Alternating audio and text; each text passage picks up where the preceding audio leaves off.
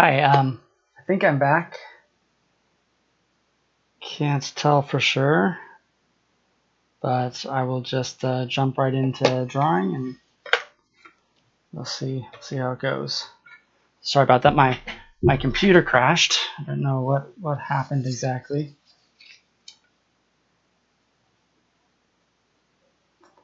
But here, let's switch to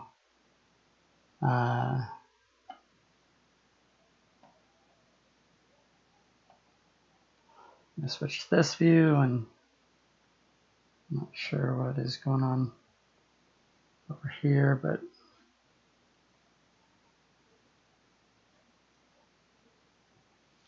okay. So hopefully we're back. Oh, I need to open up my chat. I had Restream chat going before. I'll start drawing. So what I'm going to be doing that's a little bit different tonight is sketching. Strange, it looks like it's black. I'm not sure what's happening.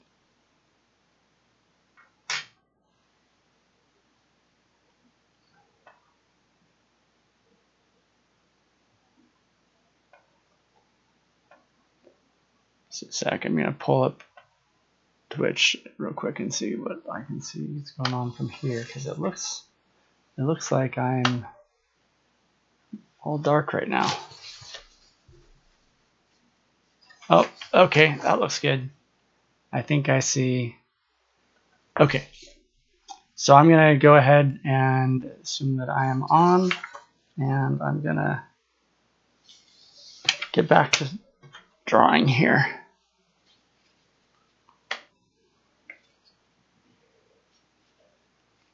So what I'm doing today, it's a little bit different, is I'm going to, instead of just a sec, I've lost my pencil sharpener.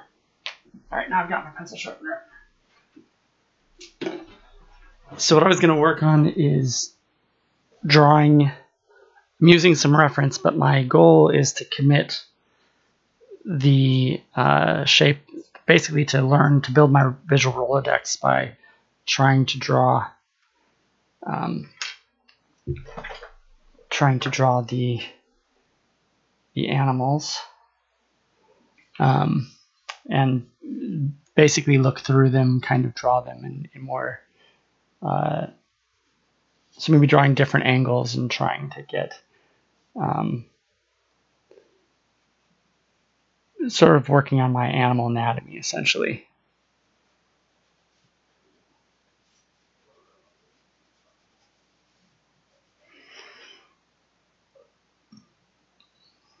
Yeah. Switch over here. Okay.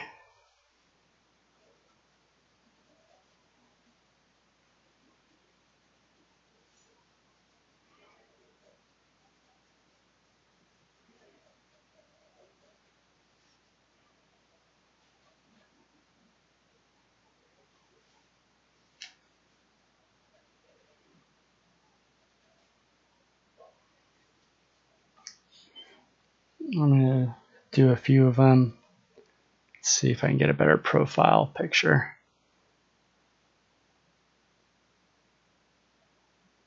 It's a pretty good profile right over here.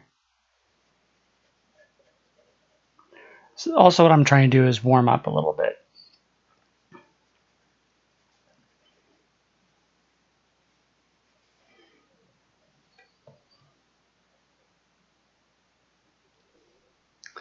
So that's what I'm doing tonight. I'm going to draw sort of a series of animals, and then I'm going to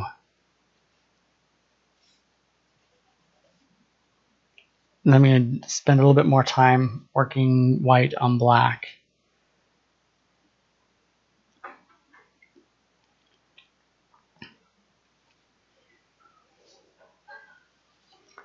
Let's see if there's one that has maybe more of like, I'd like to see one walking. I don't know why there's so few. Oh, that's pretty good. This one here is kind of interesting.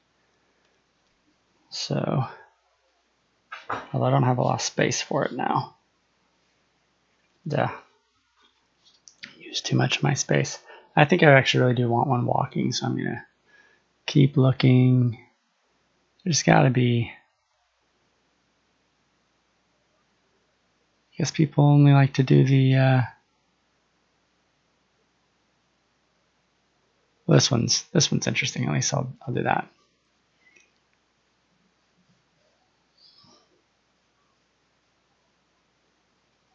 I think, but I probably should have. Oh well. I was thinking it would have been better to do these each one at a time to finish them, so I don't have to spend time navigating between the reference. But it doesn't matter. This will be fine.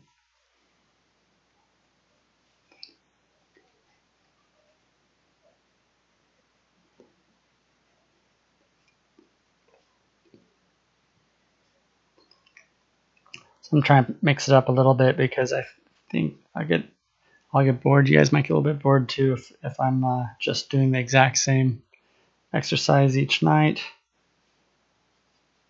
It can be kind of nice and meditative to sort of zone out and do the same thing, and then sometimes you kind of want to push yourself. And what I'm trying to do right now is push myself to really learn the animals a little bit more and not to just copy what I'm seeing. Let me check real quick here on my... Oh, great. Hi, Catlin. Glad you can see me now.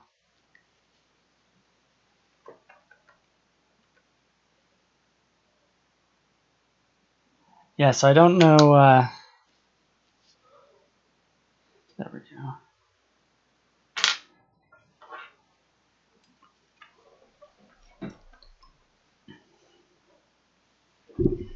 All right, I'm just gonna...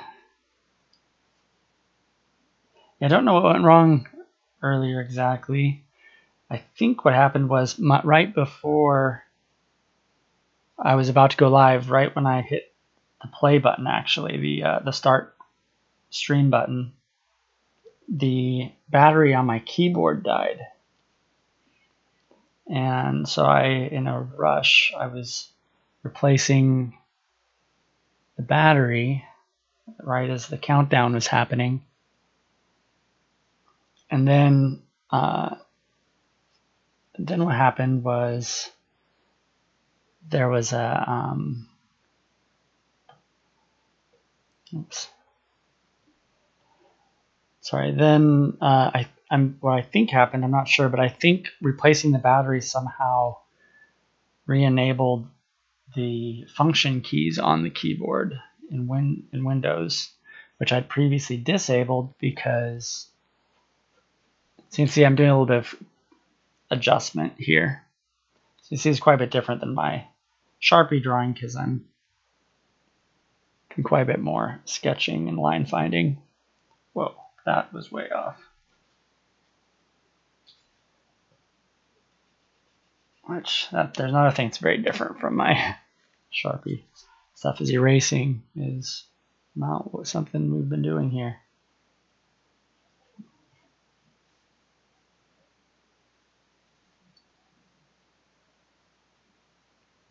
Anyway, so I think what happened was that the button that I have mapped to change my view, change the view for this, switch between different scenes, it got somehow it got remapped to sleep, and it put the computer to sleep.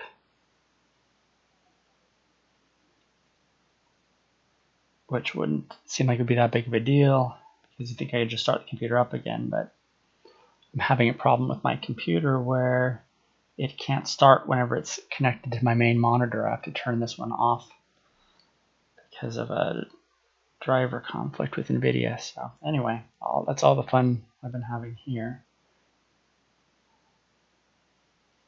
Yeah, into all the gritty details.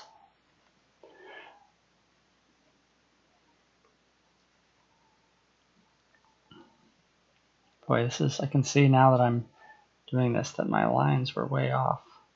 I don't know that it's helping me. I'm gonna try to draw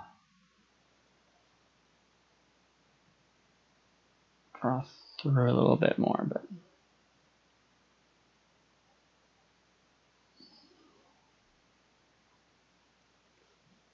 yeah, it's like night and day. My drawing's like completely different when I'm working with a pencil. You'd think that I could take what I was doing before and apply it to pencil drawing and be more efficient. Maybe I need to just force myself to do that. Right, I can do it, I'm just not doing it.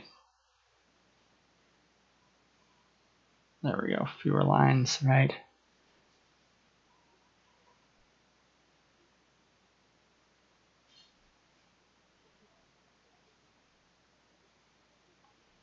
We're seeing up with a very different quality of line. Like that.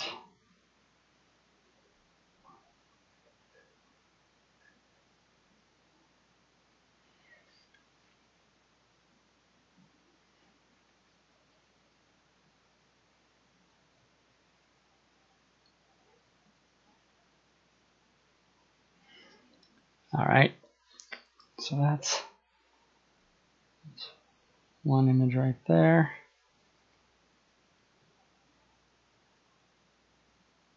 And then you go back and find reference for these other ones and resume those.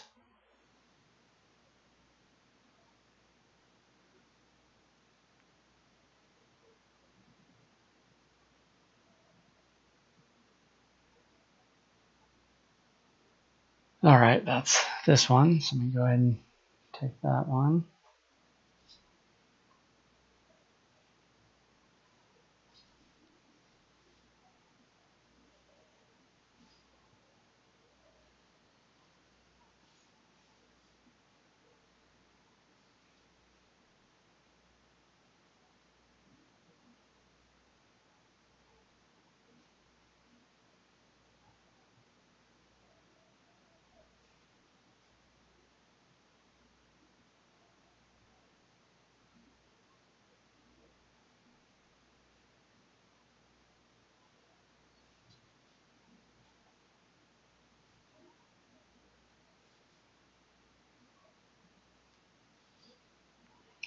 Kind of hard to make out.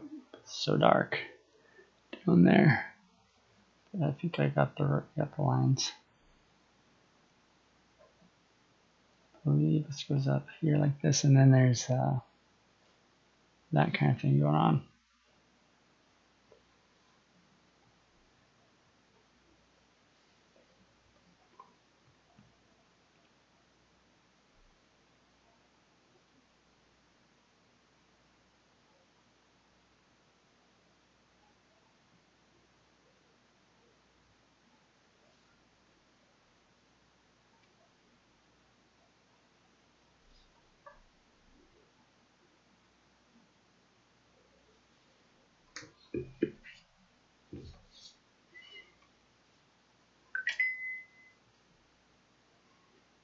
All right, and there was one more here, and then I think it was this guy in the middle here.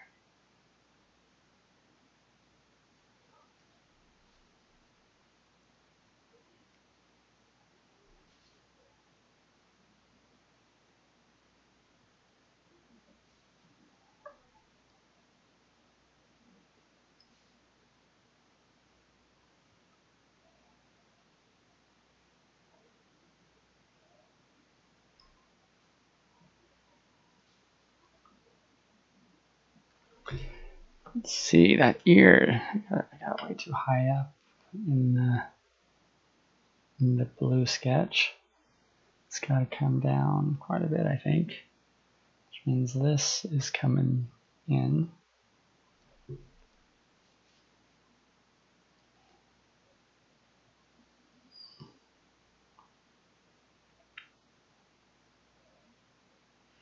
So one of the things I usually talk about when I'm doing this is trying to find the lines that tell the story of the image that I'm trying to portray. And that means essentially two things. What are the sort of defining characteristics that, to me, indicate,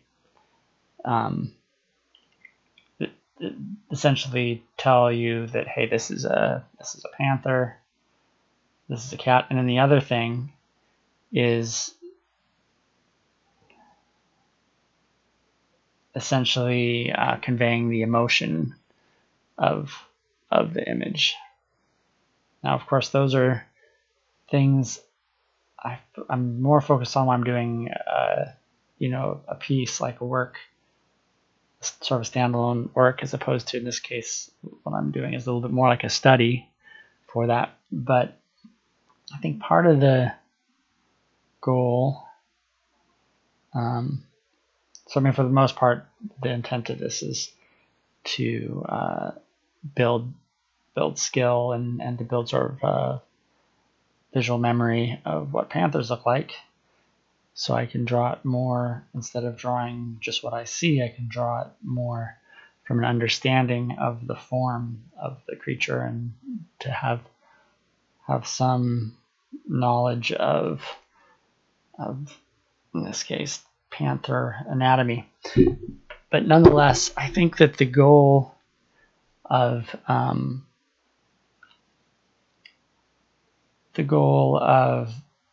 doing those other two things, which I do in any work of art, is something I can practice, in any exercises I'm doing, right? Like I want to, like anything, any skill I'm developing, anything I'm learning, I kind of want to build on what I had before. It's not that I want to do a completely different, like before I was focusing on efficiency and speed, and then once I'm done with that, I don't want to just forget it and then go on and do something different. I want to retain that skill and to build on it. So that's why I'm trying to force myself to use fewer lines right now, trying to keep moving somewhat, get into a state of flow in the drawing. But I'm also trying to do the two things I was saying, which is picking the lines that tell the story that this is a panther, and convey the emotion that I feel when I see the panther. So even when I'm just doing a warm-up practice sketch, I kind of want to do those things somewhat still. So I don't know why I'm going into this detail on the log. It's probably because my brain was shutting off as I was talking, because it's pretty challenging to explain my thought process and what I'm doing, and to draw. They're kind of different areas of the brain in my experience, in my opinion. So you know what? One thing that would help with this would be to have some music going, which I lost during that computer restart. Pretzel.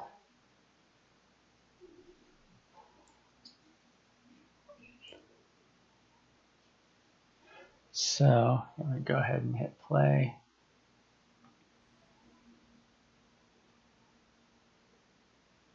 All right, so back over here.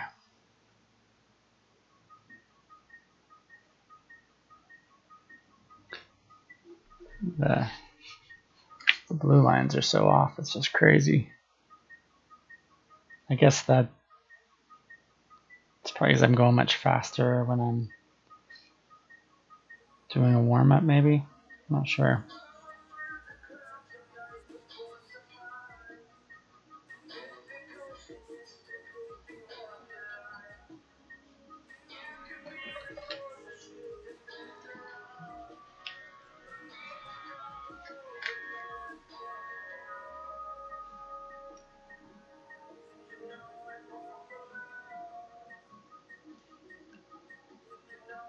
I'm seeing now that when I drew this before, I was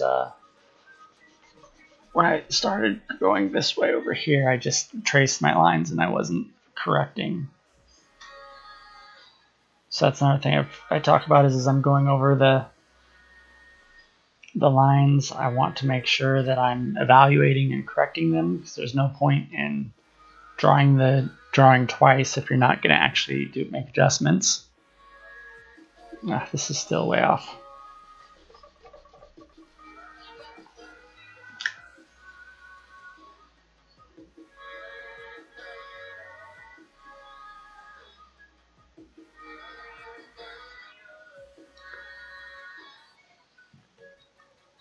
Yeah, I'm not sure what's going on here. This is pretty far off, but all right. I guess it's just sort of rotated. Maybe that's fine. I think I'm gonna continue and find some other Panther images, see if it gets any better. There was a profile I liked down here. Actually, I like this one.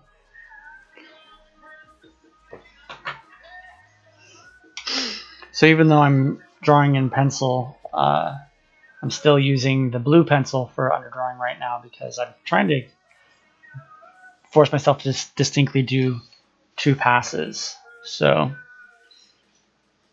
doing blue gives me 1 pass. Let's see.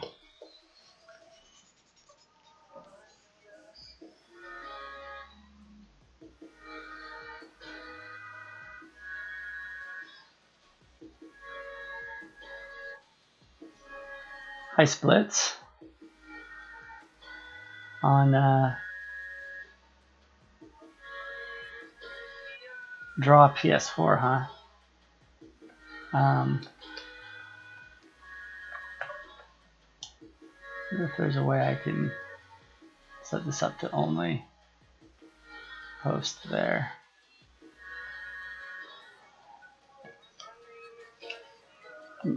Oops, I said splits, I meant high splits. Oh well, sorry about that, splits. With 2 L's or 2 I's. Anyway, welcome to the channel. Thanks for the suggestion. I'm not really drawing inanimate objects today. I'm doing animals. So I'm working on developing my animal anatomy.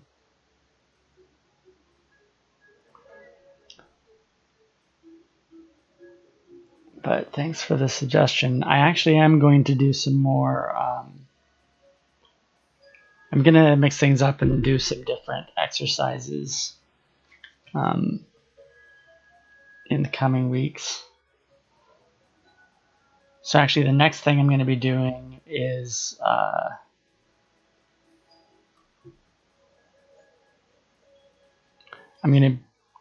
have a project from work. One of the designers in my office, not the office I work at, but from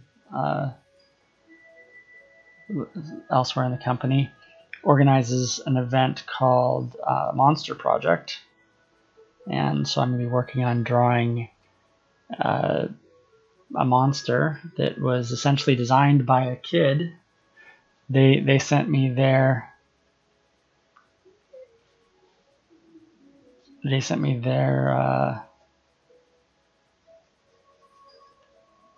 concept illustration. Boy, that is way off. It's interesting how I think the thing that's so different from what I was doing before is I'm working so much smaller. And by working so much smaller, I'm having a lot of opportunities to really, like, a little bit of error is amplified when you're drawing that much smaller. So that's definitely something to be aware of. In some ways, it's actually harder to draw smaller.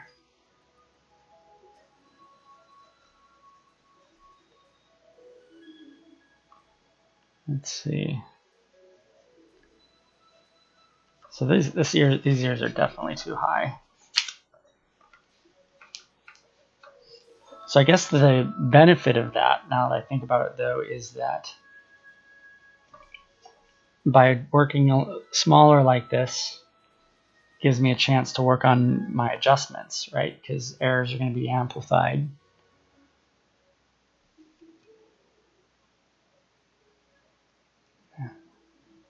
Back to restream there. Sorry, I messed up your name, Splits. I should say splits. Oh, for anyone that's on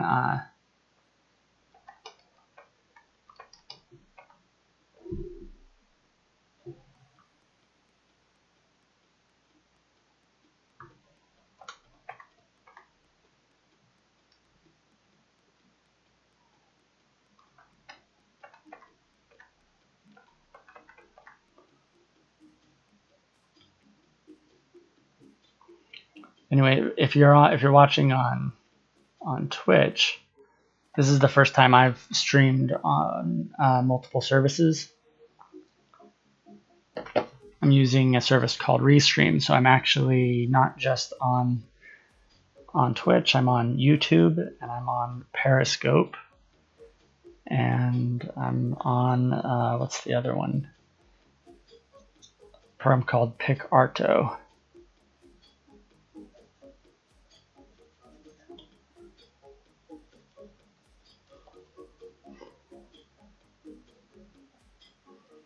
See if I can. Sorry, I need to adjust this window down because I can't see some stuff. Whoa, oops. Sorry about that.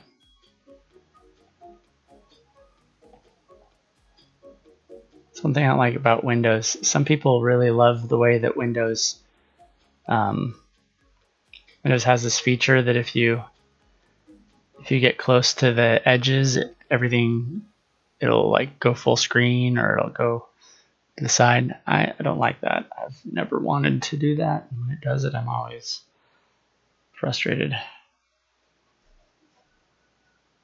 I'm a Mac user most of the time, but I've set up here as a PC for the VR. You can only do VR on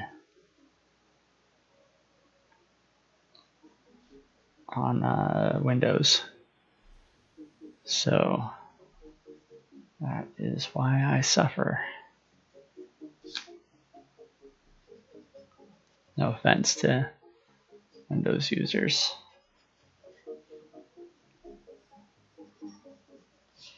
All right, so there are a few lines. I'm going to go ahead and try to develop this a little bit, or just so the idea basically is I'm doing a second pass, and I'm going to try to evaluate the lines I'm looking at and adjust. I should maybe do a little bit more measuring.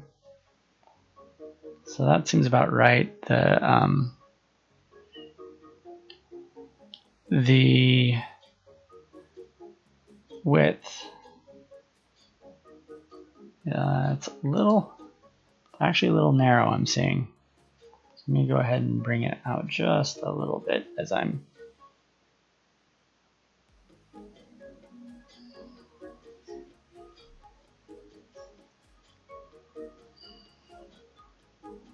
So anyway, I was saying the project I'm picking up possibly on Sunday is going to be this monster design project, where basically a kid has given me some basically parameters in the sketch that they've drawn. They've defined some details about a monster, and then I need to come up with a design for a monster that will, that they'll recognize as their own, but also, I bring a lot of, I'm trying to make it look really, you're supposed to jazz it up quite a bit, make it more compelling. You're supposed to wow them, right? So you're not just copying, you're developing their concept and bringing a level of skill to it that really amazes the kids. So it's a lot of fun. And I got a really great monster this year. Last year I had a great monster then too, but the details, it required a lot of interpretation. But this year, there's color. So last year didn't have color. And it was a little closer sort of stick figure level detail. I had to sort of make up my own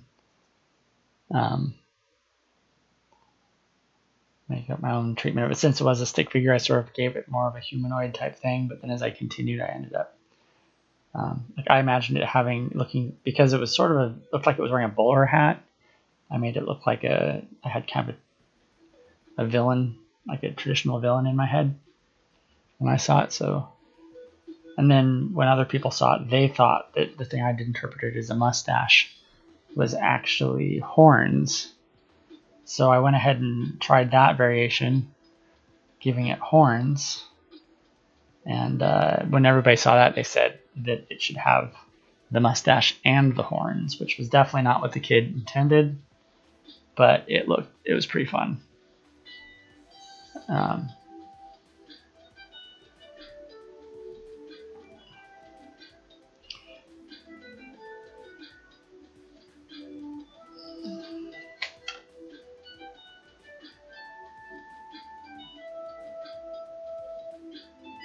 Now I'm getting a little bit back into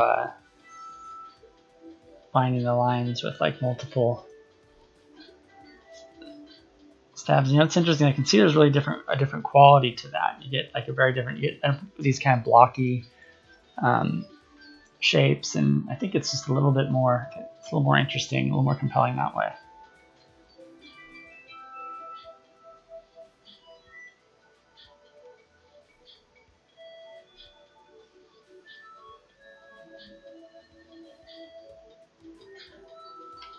I don't know why I'm getting quite to this level of detail, because it seems, but that's fine.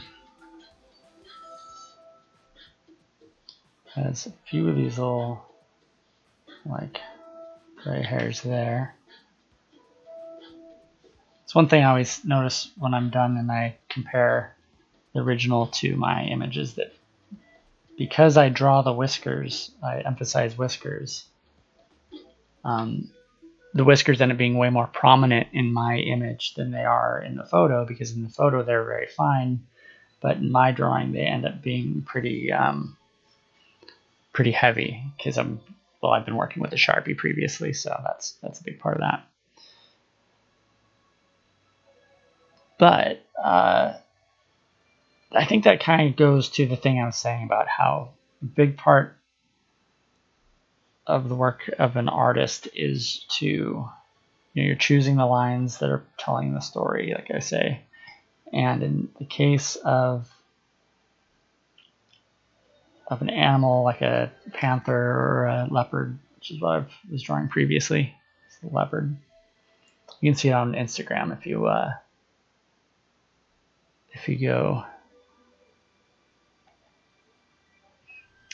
follow the link, which you can only see if you're on my Twitch channel, not on YouTube. But it's pretty easy to find actually from anywhere. If you just go to my website, nathanrobertson.com, there's a link down at the bottom to my Instagram, down at the very bottom of the page. Just the Instagram logo. That'll get you there. Anyway, the work of picking the lines that matter, that tell you that this is a cat. To me, the whiskers are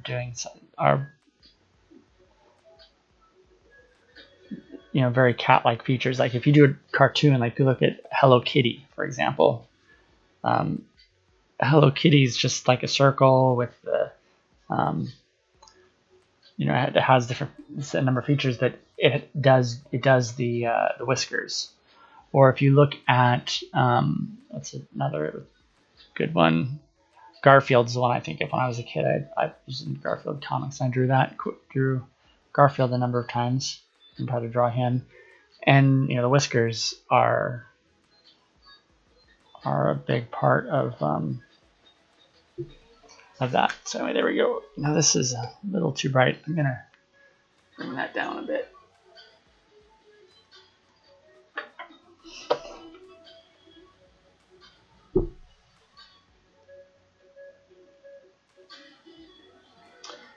Sorry, I gotta move this.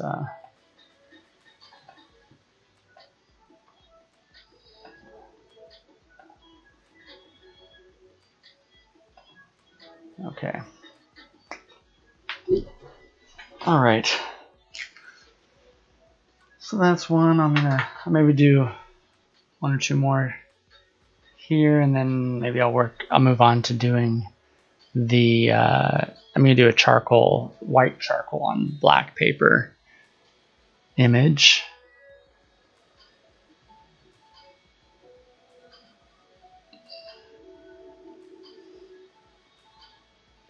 There we go. That was the walking scene I was looking for before.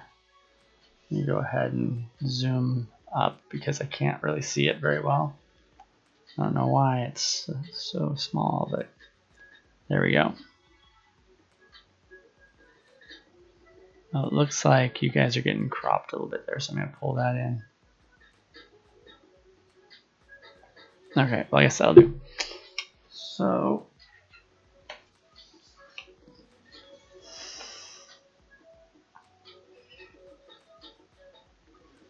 I'm going to go ahead and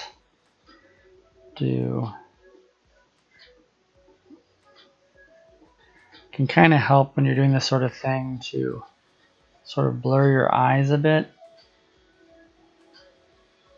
and try to see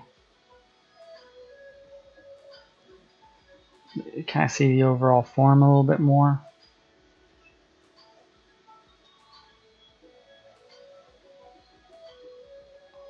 You're really not trying to draw lines so much as find the shapes. Lines are just indicating shape.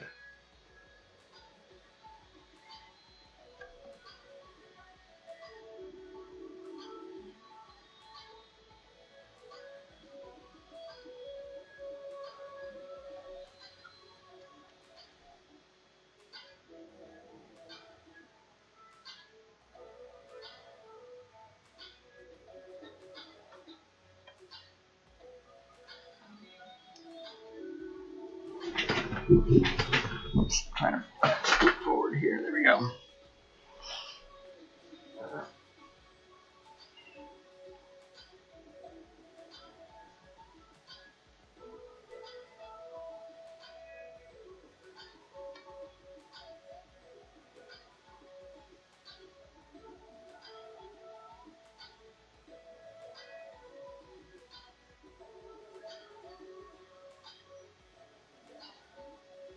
This one's head seems so small when you can see the rest of its body.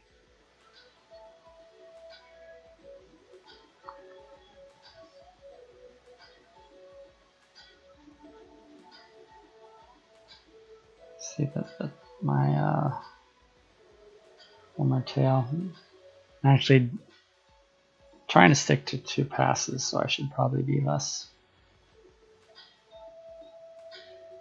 You can see working with pencil is already taking me to a place where I'm drawing very differently.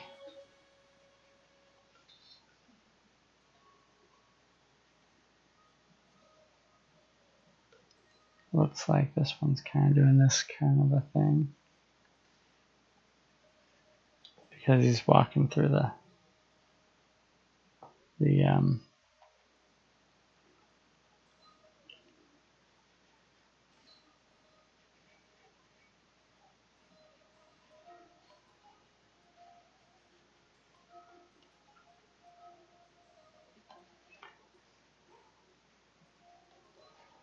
all right.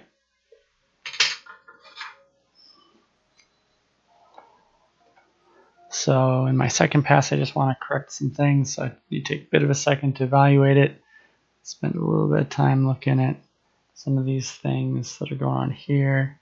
See if the height is about right. So this is about equal to that. Actually, yeah, these measurements seem pretty good. I did kind of already do a second pass on it, so I wasn't thinking that intentionally about it. But now I am. And it looks like it's pretty close.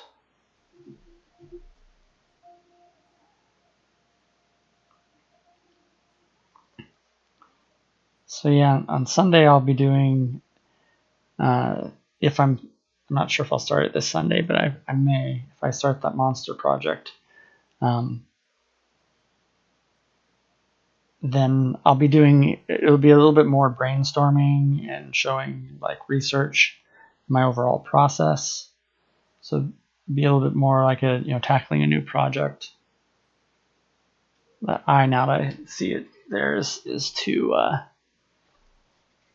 small or too low, I think. Let's see.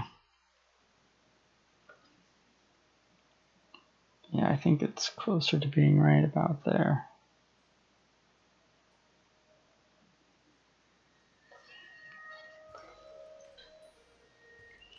So yeah, the advantage of working small here, I'm finding is, or the value, I guess I should say, of working small as an exercise, is that any error you make is amplified by the fact that it's smaller, right? Because the proportions of the image are so much smaller that being off a little bit actually makes the overall drawing further off. And so what that kind of was letting me do is focus. Just realize that this tail is too short. So it allows me, this is a way, by drawing multiple drawings and drawing smaller, instead of filling the whole paper like I was doing in the Sharpie exercises. This is allowing me to focus. This is a way to amplify, kind of like if you were a runner. You might want to run with weights on. I'd say this is a way of running with weights on, where you're going to have to force yourself to evaluate accuracy. And things are weighted against actually getting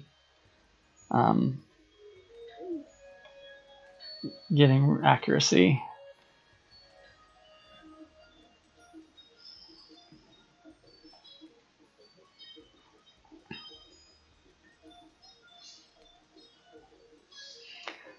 So I'm not sure how much I'm achieving in terms of what I said earlier. I was wanting to focus on committing this stuff to memory, developing some more, like basically work on my animal anatomy. And so that's why I'm drawing it from different angles and trying to draw through, but I feel like I'm probably not drawing through as much as I'd like. So just realize that doesn't look like it's connecting. I think I need to move this one back a little bit.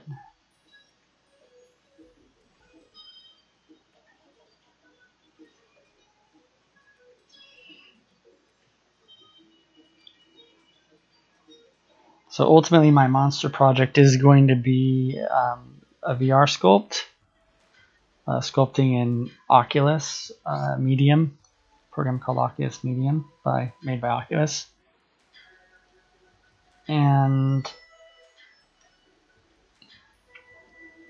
But that doesn't mean I'm not going to be working in Oculus Medium the whole time.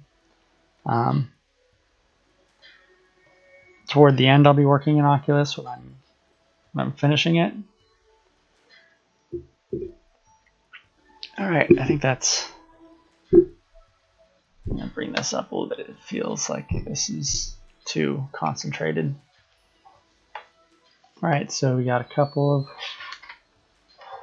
lions there. Or panthers, and I'm gonna do. Let's take this guy back. Oops. Wanted to zoom this out and head back to here. There was one other side view I wanted to do, but I am not seeing it right now. Side view. There was a really good profile. This was it.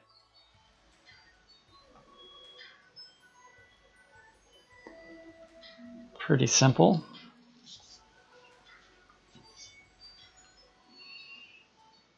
I should probably save these because another exercise that I do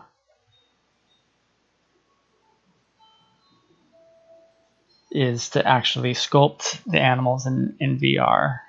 That I think is a little bit better for committing the form to memory.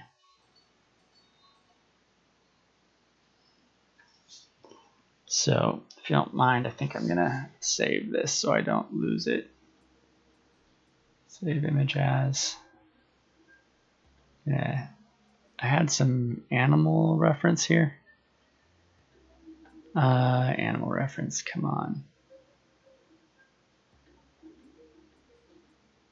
Okay, I'm just gonna create a new folder. Say animal ref.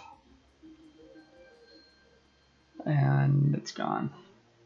See, Windows is just not my friend. I mean, I made a folder, don't they think I'd want to put the file in it?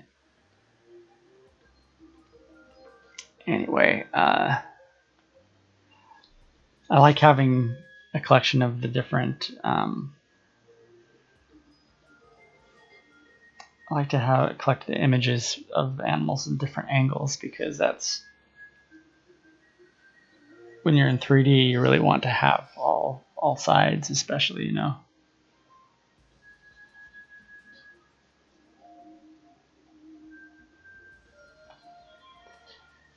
Okay.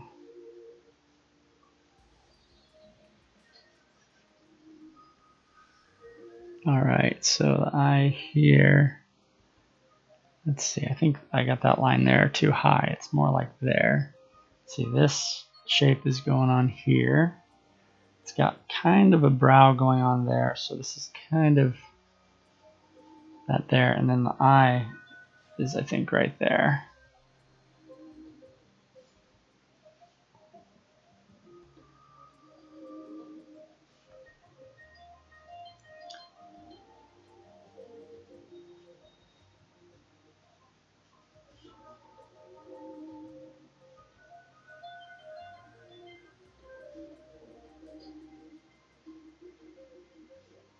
If I was cartooning this, I would really, I would make it like totally, you know, like straight and flat. So I would do that. I'd give it a completely flat mouth, you know, and then that.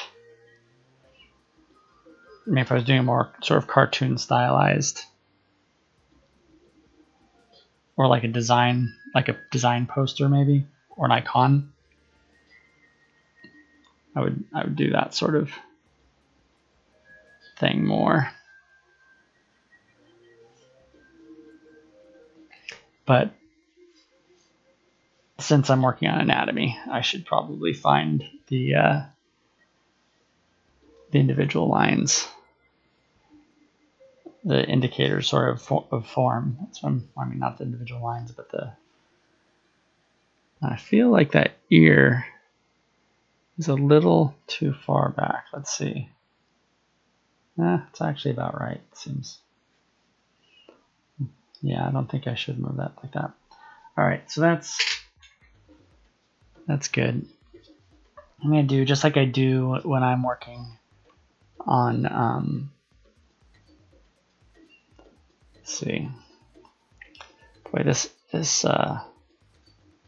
camera is to be a little challenging. Oh, I remember. I want to have it. I don't know how it got shifted so far over here. If I had it more like there, it's supposed to be. All right, that works a little better. Okay.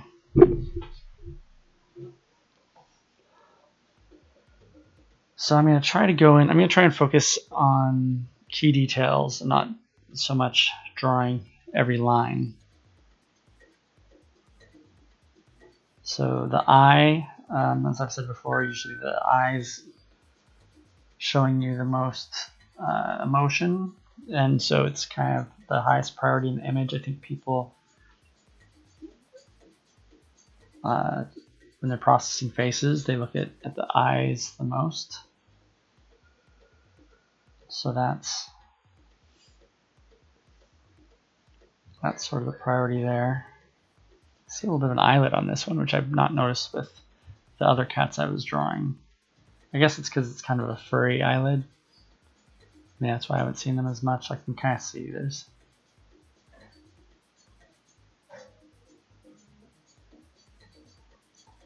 some form going on in there.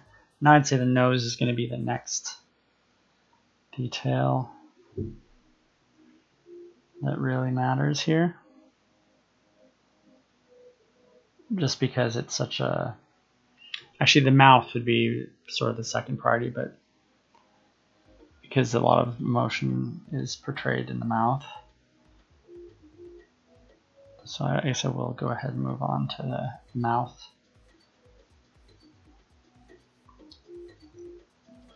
The other thing to do is to think about, oh, Tikiwa, welcome. Thanks for dropping in. It's great to have you there.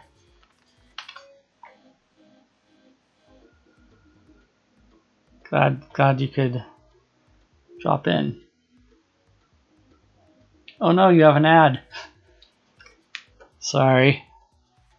Until I get until I've been here a while longer and reach, I think it's affiliate status, I don't have the ability to disable ads for anybody. I heard that when you get to affiliate status, you can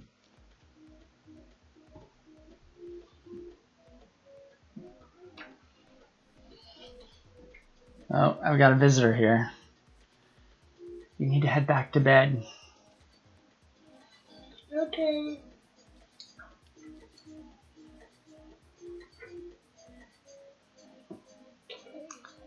Somebody had a hard day today. They took their walkie-talkie to school and it was confiscated. But that's how we learn, right?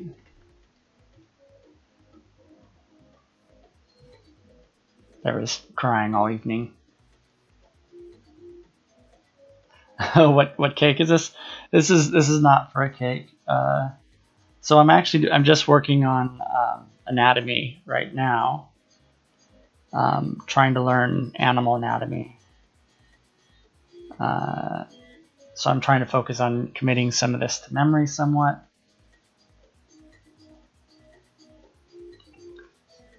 And yeah, I'd say that's pretty much all I'm doing right now. I'm also working in pencil, which is a bit of a change from before. I noticed that my style really changes dramatically when I work in pencil. I tend to sort of do a lot of sketch lines. Yeah, being a kid is hard. Yeah. I don't know, being an adult is hard. I think it's all hard.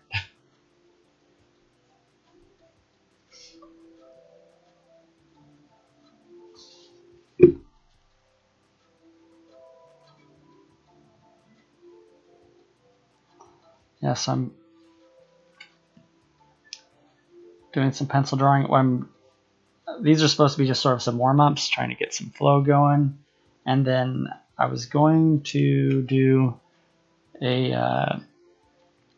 spend a little more time, put a little more time into drawing. I have some black paper here. Oops. I have some black paper, so I'm gonna put this down, work in white pencil. White pencil on black paper. So that's the plan. That should be fun. I really like working in white on black. Kind of reverses your brain a little bit, and you've got to think about, reverses things on your brain. You've got to think about what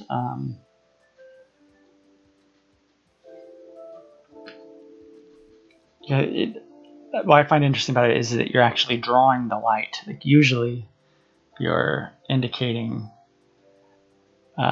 I mean, you still have to indicate lines in white pencil too, so it's not like it changes that much. But when you're drawing with black on white, you're finding lines, and then the other thing you do is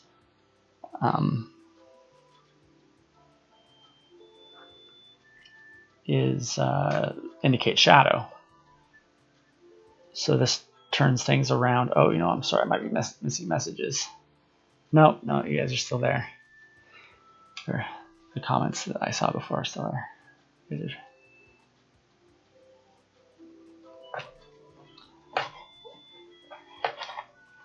Also, I think with these whiskers and stuff, that's going to be more interesting on white on black. In fact, I just think these subjects. I picked subjects tonight specifically for drawing on black.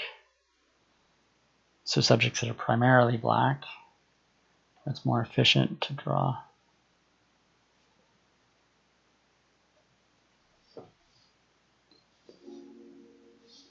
That's kind of interesting. I don't know why this seems to be so. There we go.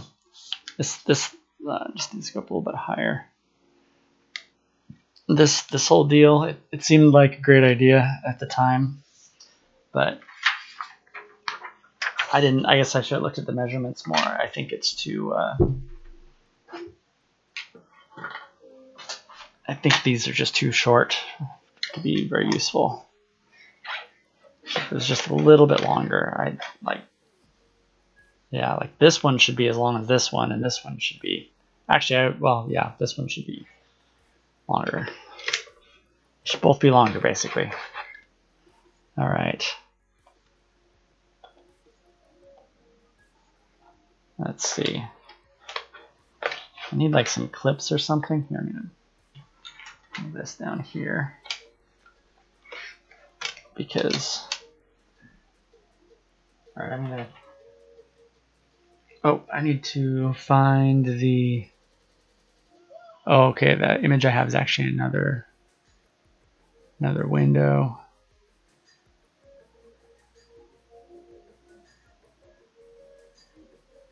Was that the one I'd picked? Oh, I didn't realize the one that I just drew is the one I'd picked before. But, oops, that's not what I wanted to do. Whoa, I don't know what's happening now. Okay,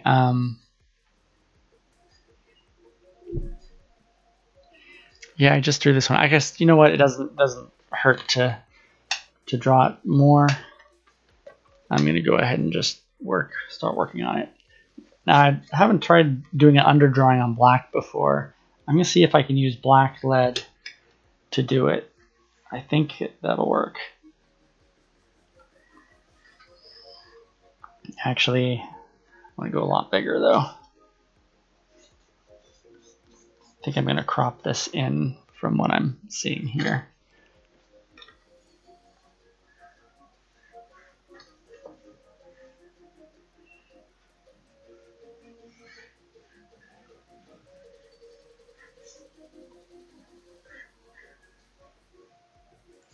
Ugh, I'm a little off center, which is that's gonna drive me nuts. I gotta move it over. So I'm wondering, Tikiwa, are you still experiencing the extreme cold? Because up here in the Pacific Northwest, we just got struck by it. I wonder if it means that if it's left you and has come to us, or if it's just spreading. Okay, I'm going to go ahead and just draw a middle line to make it easier to center this thing. I'm thinking that's it about right there.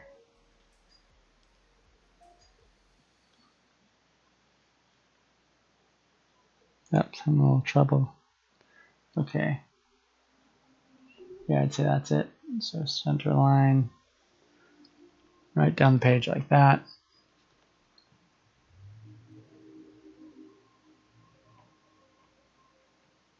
Oh,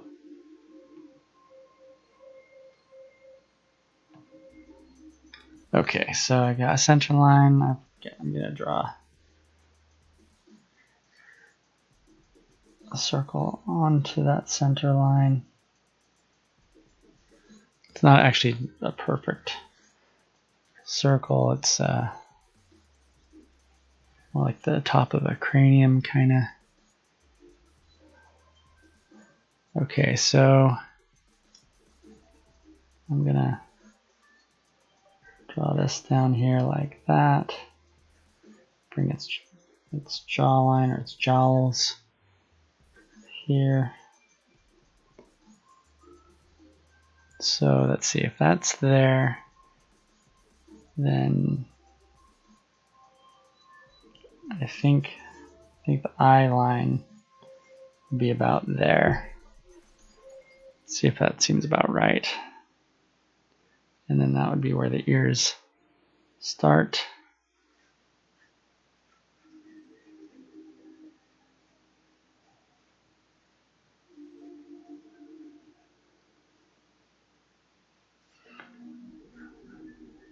What's interesting when you're doing an image that's this balanced is that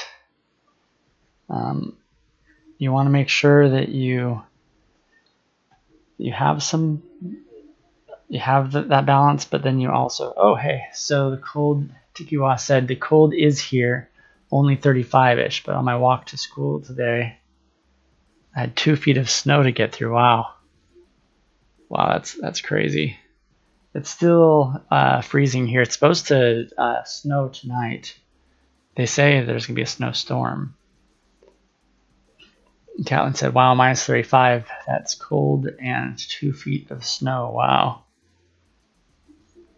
Yeah, we had, I measured about 4 inches, and in a couple places I saw it was 5 inches, but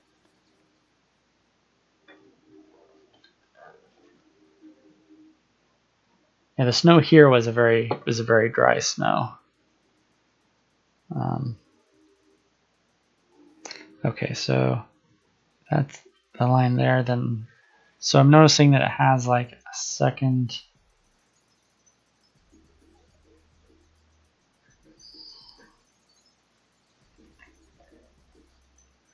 thing going on there. Or am I trying to say second?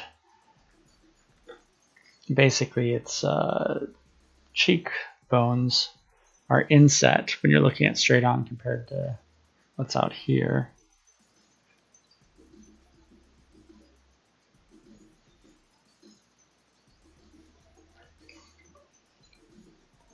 And then, so let's see, I've mentioned before that the way I tend to build a face.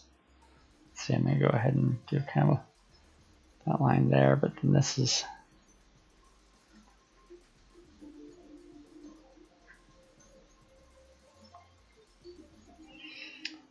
I tend to sort of focus on, I see like a sort of a Superman symbol going on here. There's like basically a triangle, but I see it as being kind of well, it's not so much of a, the brow kind of turns it into a Superman symbol if you were doing it from up here, right? So I see this, oh shoot, I'm working, let me see if I can get a little bit more height on this. There we go.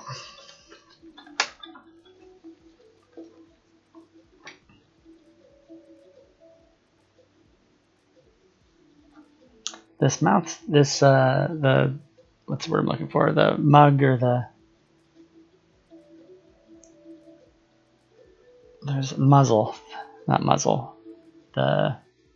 Anyway, this part in here, it looks a little small, a little too small to me. And the cranium is looking a little too big. So I might just pull it in a little bit.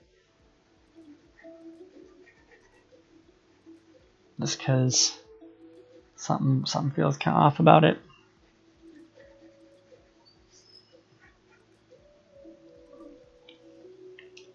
All right, so once I have the Superman shape in there, I kind of indicate the eyes.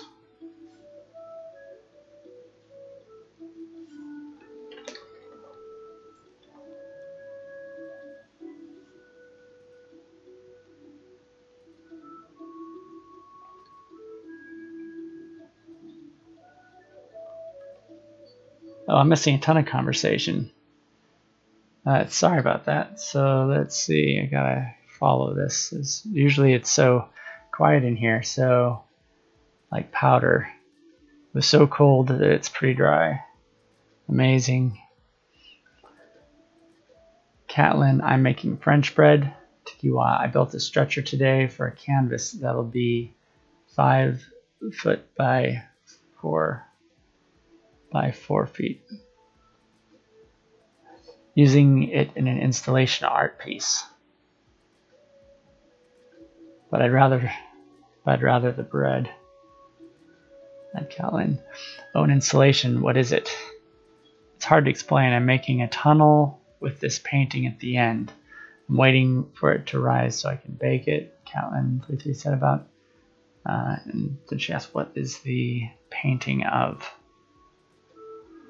Huh, you guys are staying busy out there.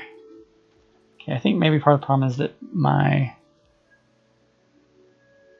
well, let's see. I'm having it that this nose is coming down into here.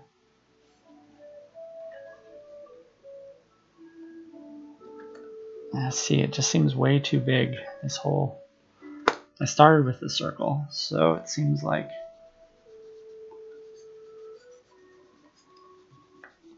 I'm seeing like sort of a brainiac type shape here.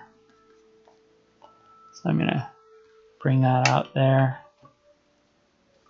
And let's see, so this is gonna go kind of like that. Tikiwa, it'll be an abstract sort of deal painted in shades of blue. I noticed if you shine the light on the back of a canvas, it looks like stained glass. Interesting.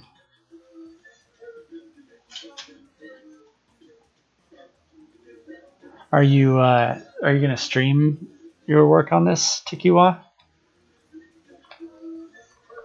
I joined. I know you were on last Monday. I think you were on at 1 Central Time, and I tried to tune in. Was that Monday? No, it was not Monday, because I was at the office and we were snowed in. Maybe it was Friday. I tried to tune in, but I was getting a black screen, unfortunately. Or it was frozen, which is a problem I've been having with my stream too. Okay, so I see now that the ears start and way lower here. Reach the ears by there if I really just follow this line up. That might be a little too soon.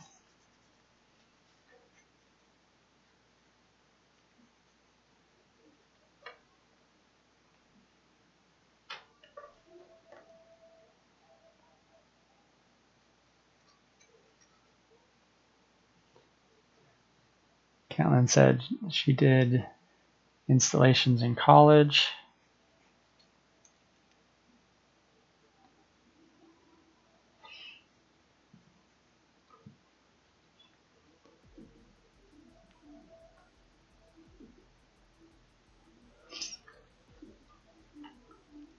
Yeah, so it looks like this is the top of the head.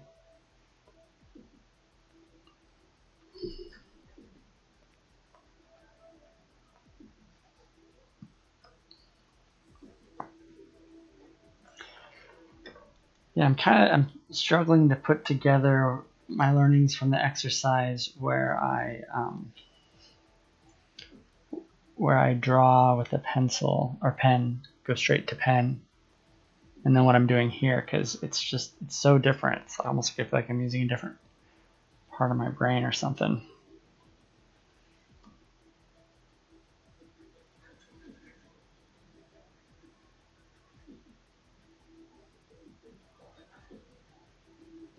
All right, so there's actually like a second. There's I guess it's the shoulder blades up there.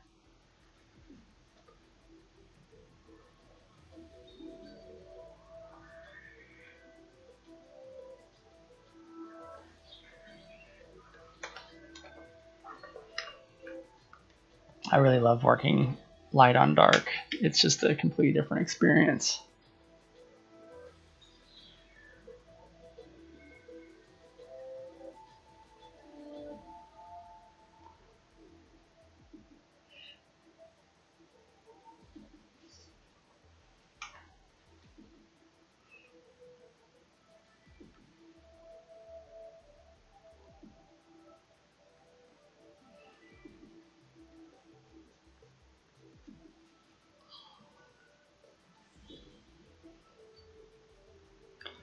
It does seem like I ought to be able to do this in a lot fewer strokes.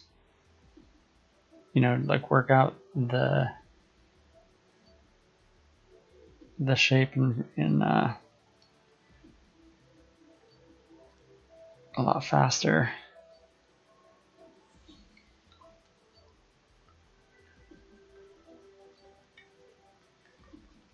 So maybe that's something I could try push myself to do more.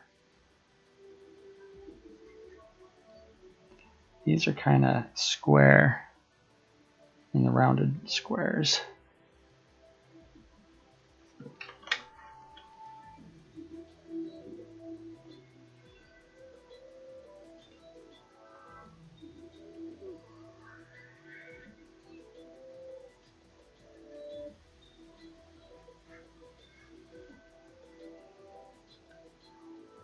This is actually pretty close to that line.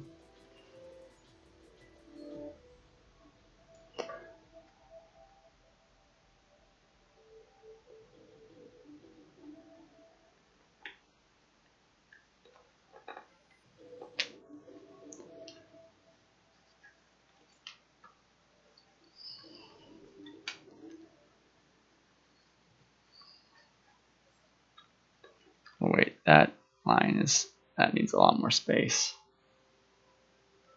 That shouldn't start till all the way down here.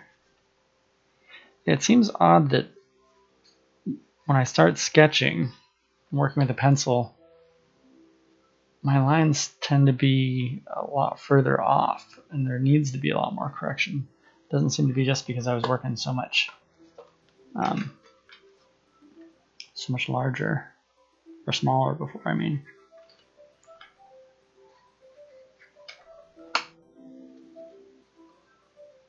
I wonder if it's because as I'm putting the lines down, I'm not being as cautious because I feel like, well, you know, I'm going to adjust it. I can adjust it anyway.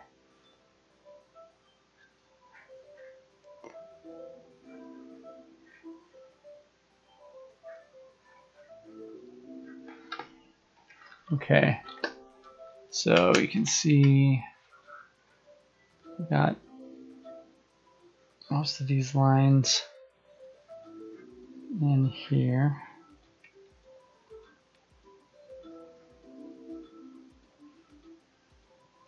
Now that eyes are looking too high up to me, let me see if that's correct, if that's the case. There to there, there to there. So the distance from the mouth to the eye is the same as the distance from the eye to the top of the head. So it's actually in the right place. All right, so I've got my white pencil here. Oh, here it is. And I have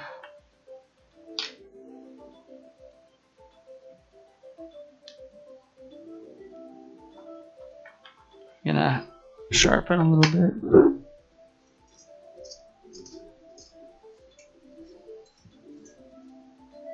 There we go.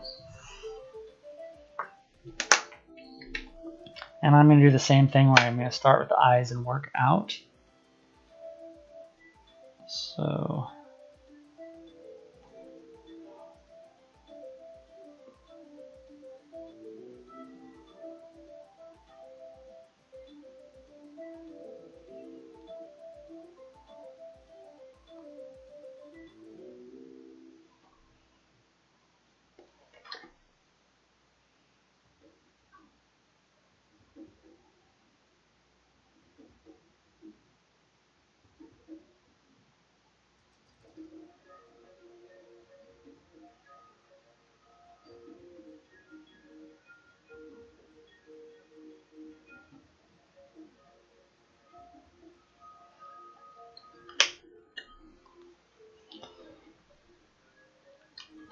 So you're looking at it with a light on it directly like that. It's kind of harder to see the. But anyway, I'll put this up a little bit higher. Put this up a little higher.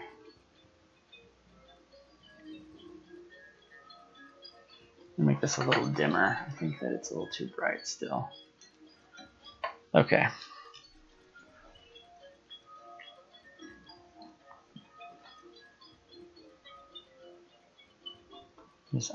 It's interesting. I haven't noticed this in animals much before, but you usually don't see the white of their eyes, but you can see a little bit of the white of its eye in the corner there. So let's see. This is going to be seeing kind of this.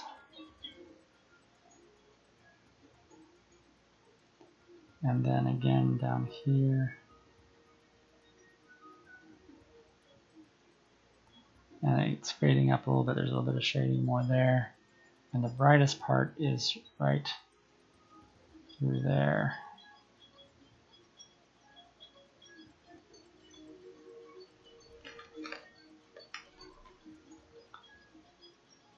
I'm wondering now that I'm seeing it if the black lead is too. See, if you turn it like that, you can kind of see it without the. It's just when the light is right on it. So maybe I will, before I get too far into it, pick up a bit of this lead, so it's just not too heavily covered in this shiny lead. I didn't realize it would show up as much. I really thought that I was working black on black and you wouldn't see anything. Oh, you guys are still talking about art installations, I think.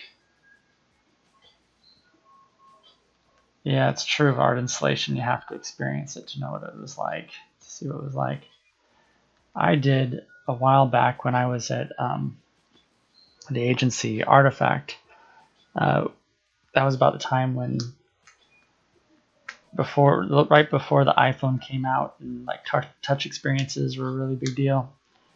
And I did this thing where I took a screen, I took like a monitor and laid it flat, and then I used a Wiimote to track the position of infrared lights. So you could hold infrared lights over it, and then there was a program that was basically finding the position of where you were holding those infrared lights, and it would emit particles from that point. It was kind of cool. It was almost like an installation. Kind of an interactive art piece. I did that for an event. We had some people from the IXBA come out. Oops. Yeah, I just don't need that much. Need that much lead down, that's all.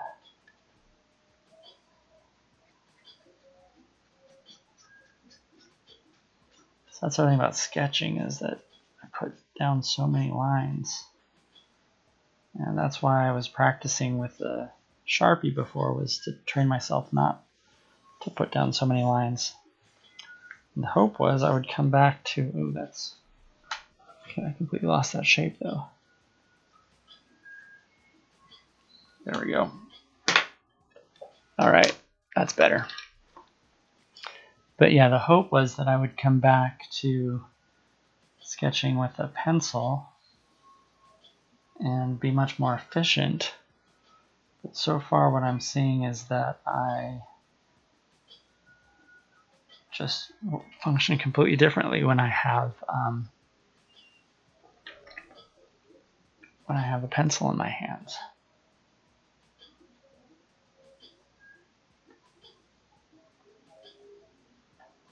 So let's see, the right center, that one that was on the right, this one's a little bit to its left. Well, on the right, I mean, was to the left there. This one is also to the left.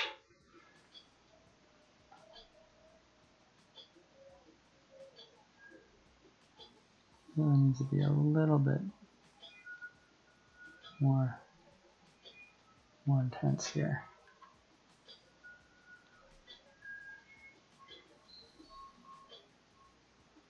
And Caitlin said, I made the bread to go with my alfalfa sprouts I sprouted. Oh, that sounds good. Alfalfa sprouts. I'm going to do a little bit. It's a little indication. There's a bit of a highlight right there. This one also has a little bit of a highlight right there. All right, so now I'm going to go down to just above the nose that has this white line right along the top of its nose.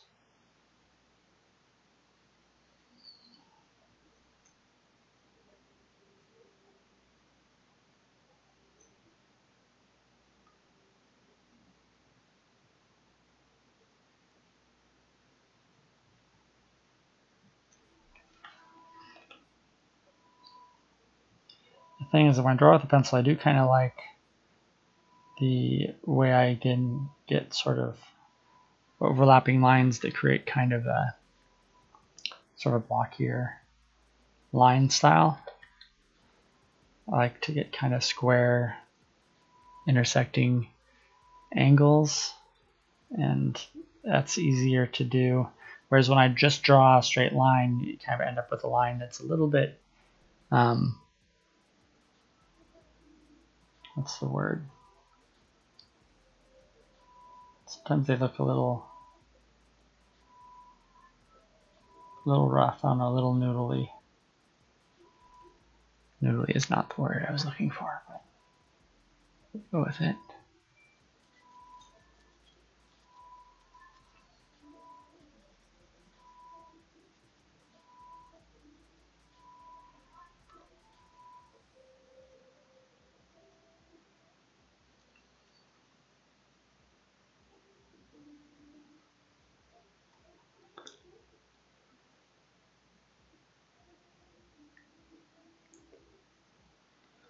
All right, so over here we got some of the shape under its eye.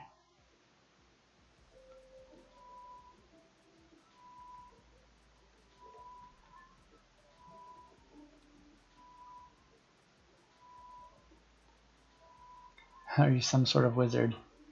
Did one that had clay, old people inside a jar suspended in hair delicate sitting.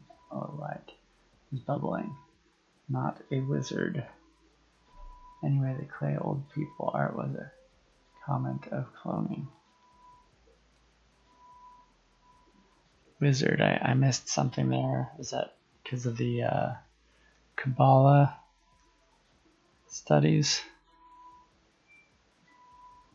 References, there's some Kabbalah art, I think.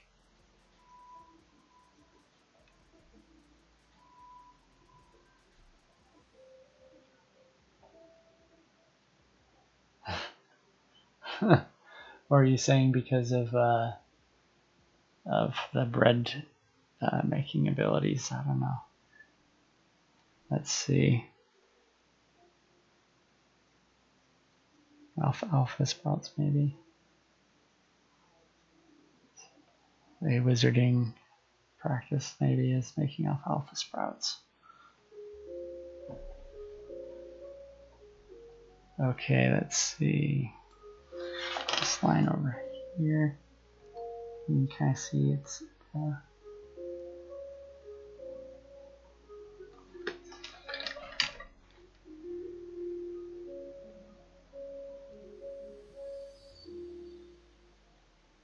well, seems wizardy.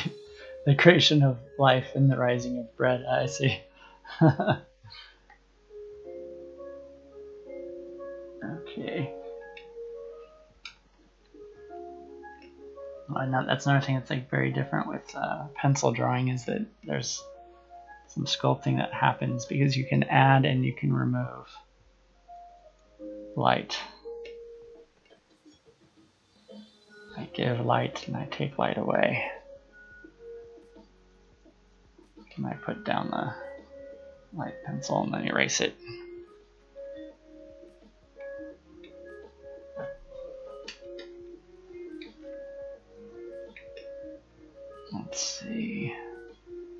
So this is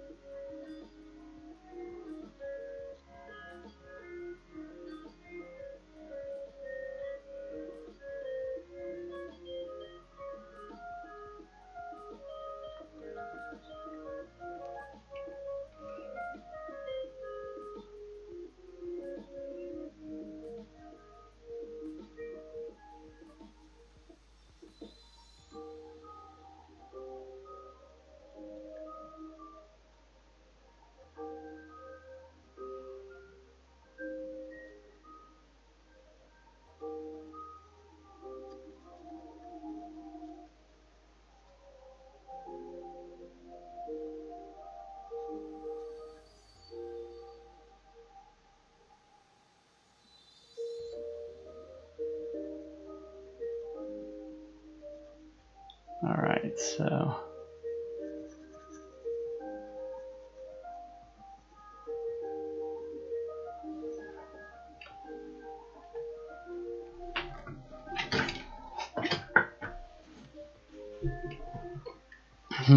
the drawing is not looking as cat-like as I'd imagine. I see what could be a wolf or anything else. So I need to think about how I can emphasize the, I guess the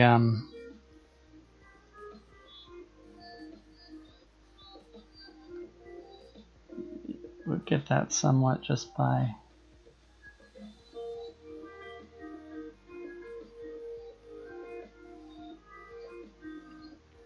get that just from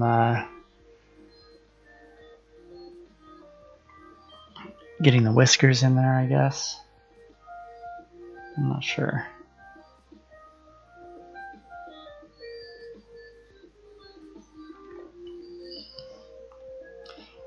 So I haven't. One thing I should do. I don't know if I.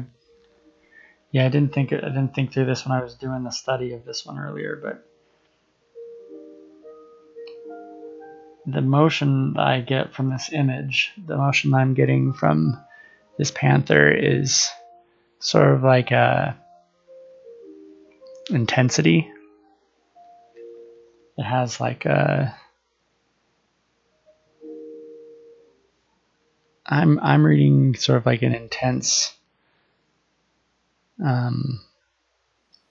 like it could be about to pounce, or I don't know, like it's something very threatening in that thing's gaze to me. I don't know if you guys see that.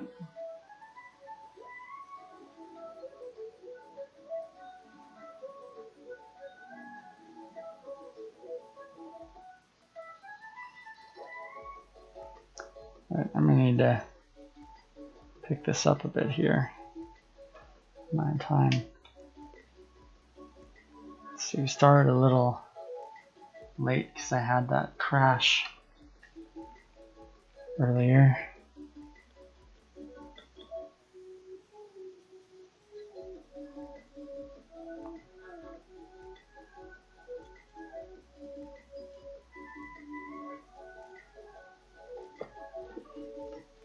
Yeah, it really looks wolf-like to me up there. Maybe getting the smoothness of its jowls in there could sort of help to show that it's a panther.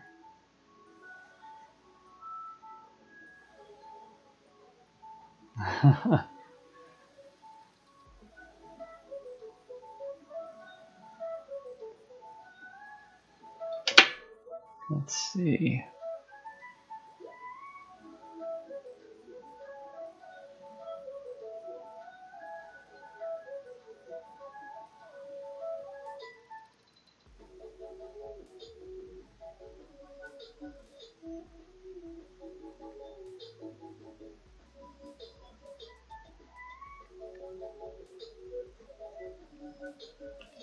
Seems a little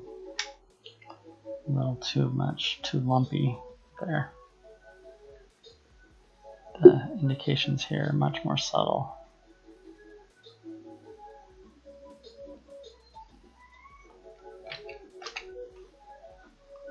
I'm wondering if it's looking dog-like because it's a little too square.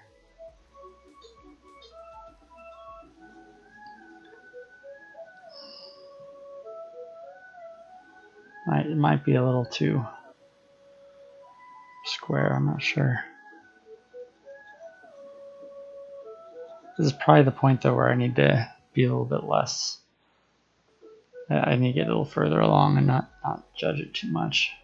It's always a balance, like I think I was saying last time, that there's a balancing act of going with the flow and not questioning things and letting it develop, and then also of questioning and making corrections and evaluating as you go.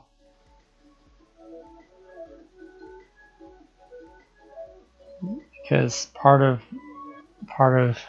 creating anything, there's an element of judgment in it. Each line, each decision is an act of judgment.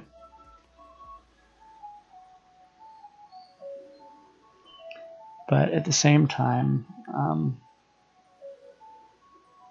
I feel like this line here is too high up. Like if there's one thing I learned from the Sharpie exercise, particularly the one where I draw only with the Sharpie, I don't do it under drawing. The thing that you learn from doing that is that you can make mistakes and you can accommodate them. You can accommodate your mistakes and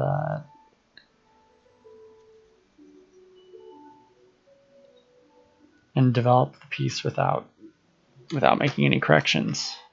You make corrections by adjusting to your mistakes as you go. And it also creates a kind of flow to get into that mode. Because you just have to keep moving.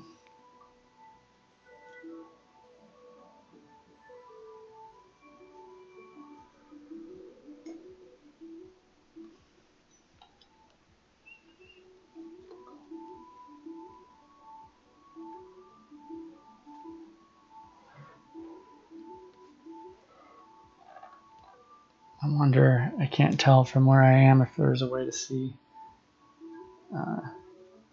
what's going on the other networks. I see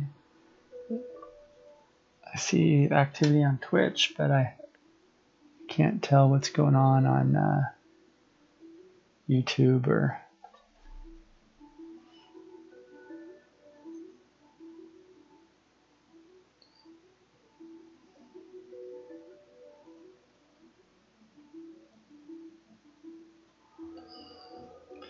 no. I had one disappointed customer there who wanted me to draw a PS4 that I didn't know how to accommodate his request.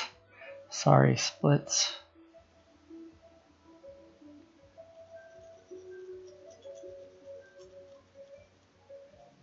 I guess I could have just pulled up a browser and found a picture of it and dashed out a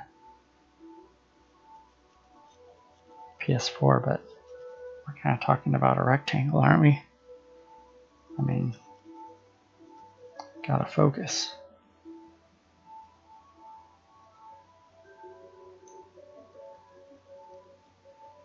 This is interesting how that, I wonder if it's because of the color of the hairs, it seems to have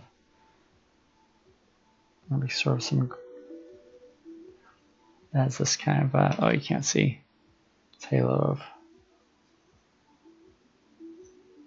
I wonder if I should go ahead and do a little bit of smudging and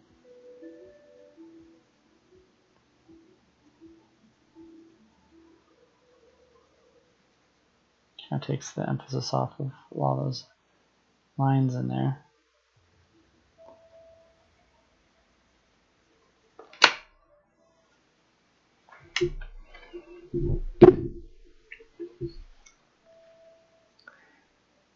Okay, so I see a little bit of a highlight right here. It's probably worth catching.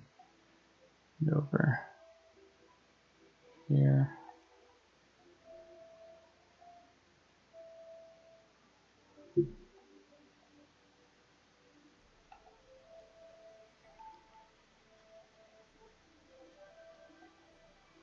Probably worth kind of building some of this stuff up rather than just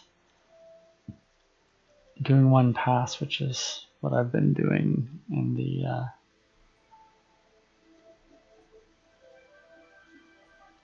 inking exercises.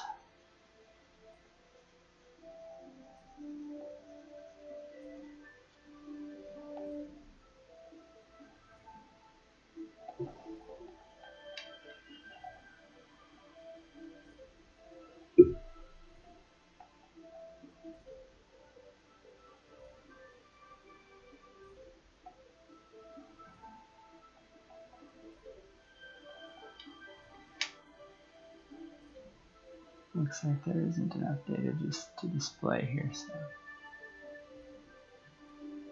there we go. All right. So there's a little bit of light, underlight over here.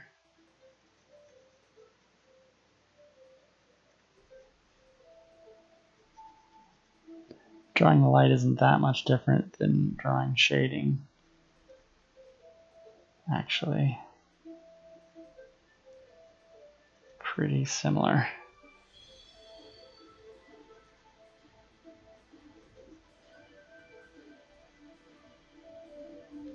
Well, it looks like I went too far over with this here, though.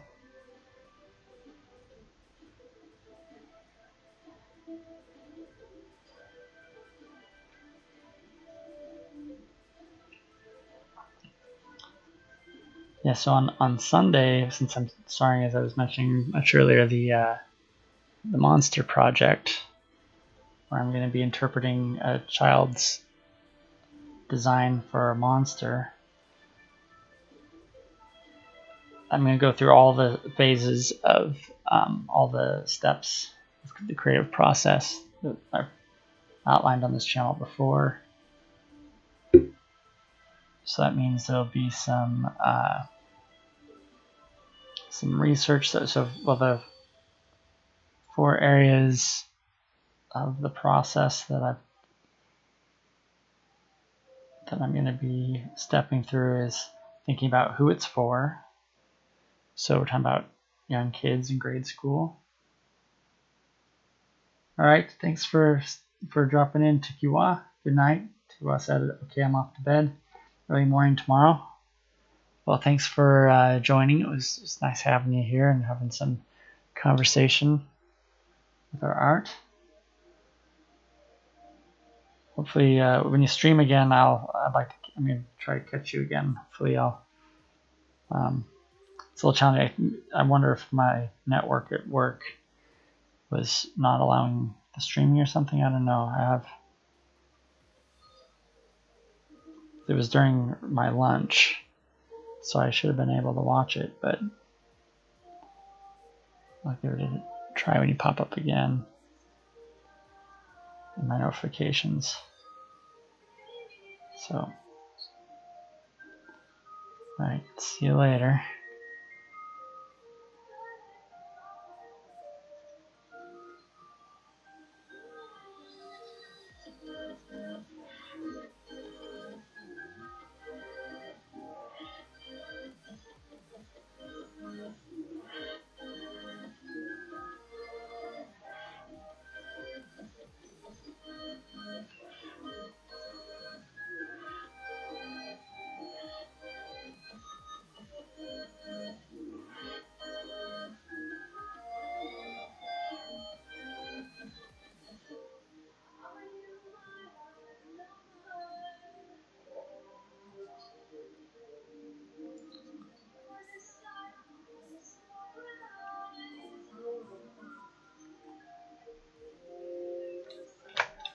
Skip.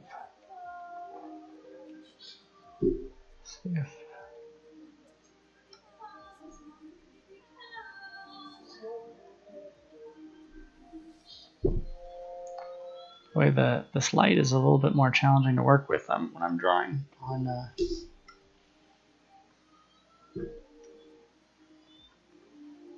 little more challenging when I'm drawing on black paper.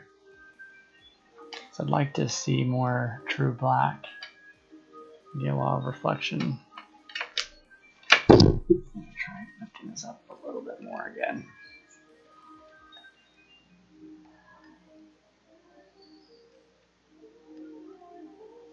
Try bringing that over here, perhaps. I don't know. I'm just gonna keep going. I don't think I'm gonna get what I'm looking for to happen.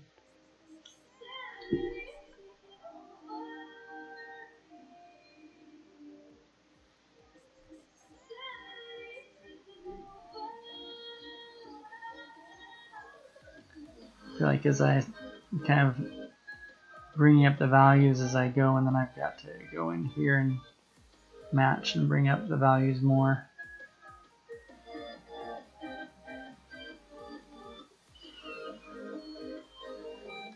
Certainly these eyes are at least as dark as that line down there, so.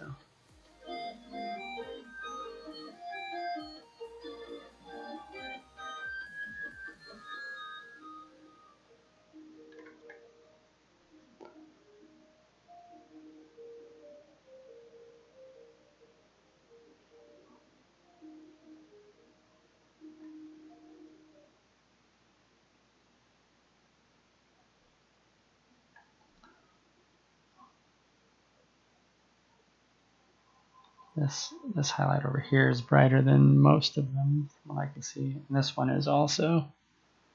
So I need to, guess what I'm needing to do right now is some value balancing. I think sometimes having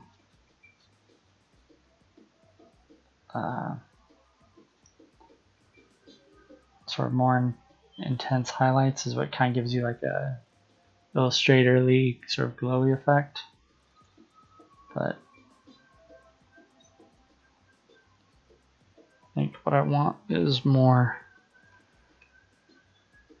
a feeling of the actual light.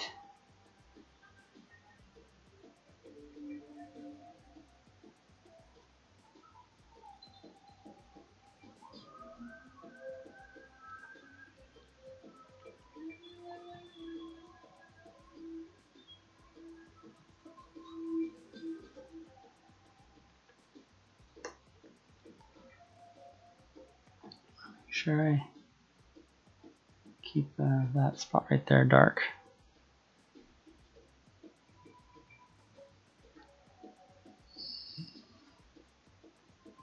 I can keep this part right here dark too. I don't want this to get too bright either.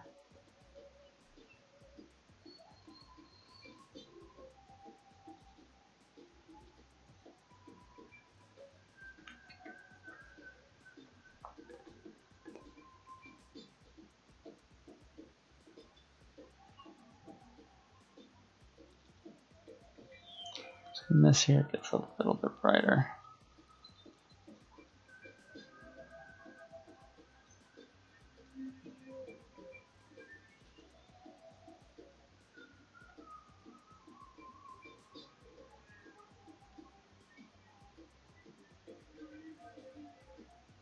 And this in here kind of meets up.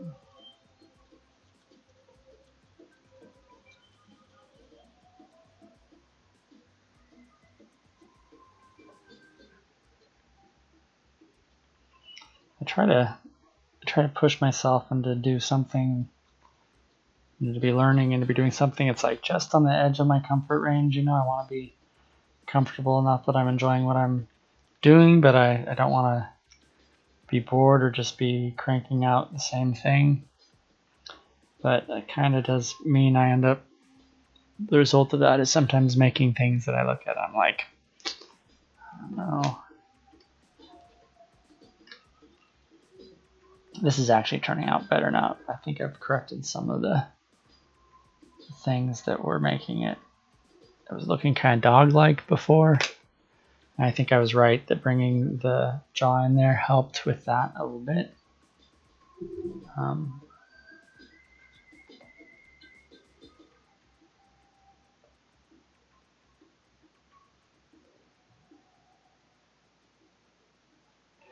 Yeah, so on Sunday I'll be starting a new project, and that means I will be focusing on the 3 aspects of any project, which are who it's for, why they'd want it, who it is, or what it is, and then the last one is how it's made.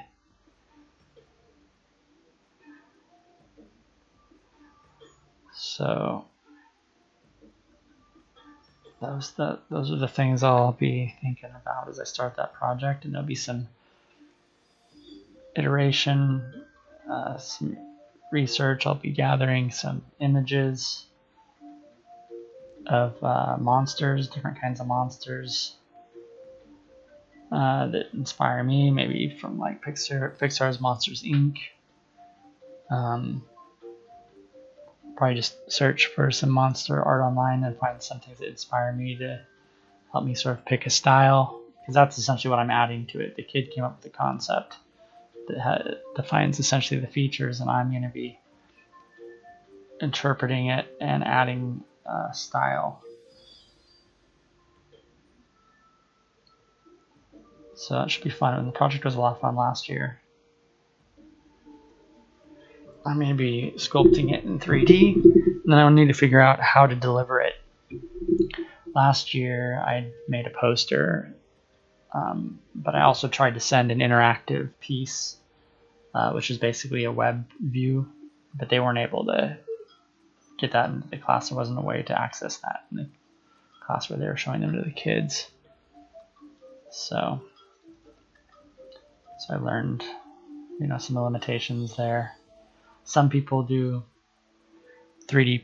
Well, I don't think anyone's done a 3D print for Monster Project yet, but some people make sculptures, physical sculptures, and so that's another thing I could do, is print it and ship it to them, which there's some cost to that, so I don't know. I don't really have a big budget for this. It's really just sort of fun. But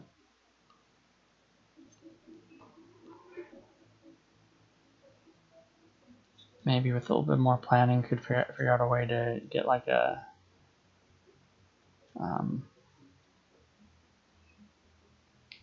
some sort of VR viewer into the classroom so they can see it in its full glory, which is how I see it when I make it, is fully 3D. See, there's a little bit of a indication of a notch there, and then actually it's very dark after that, but I'll still be indicating the outline of it.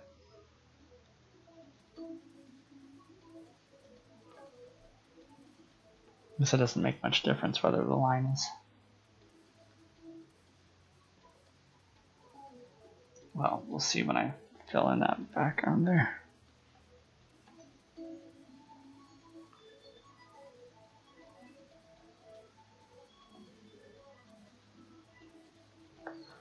It's kind of fun doing pencil and working on black for a change.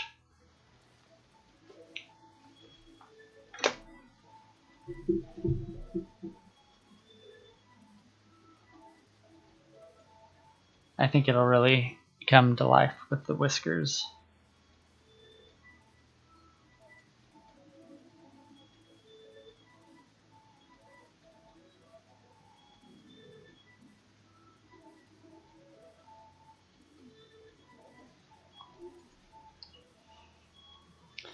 But I kind of want to get a little more, since I may want to do some smudging around there and stuff, I'm going to go ahead and do a little bit of, although there's not a lot of smudging on the right side that could be done, but to indicate those muscles.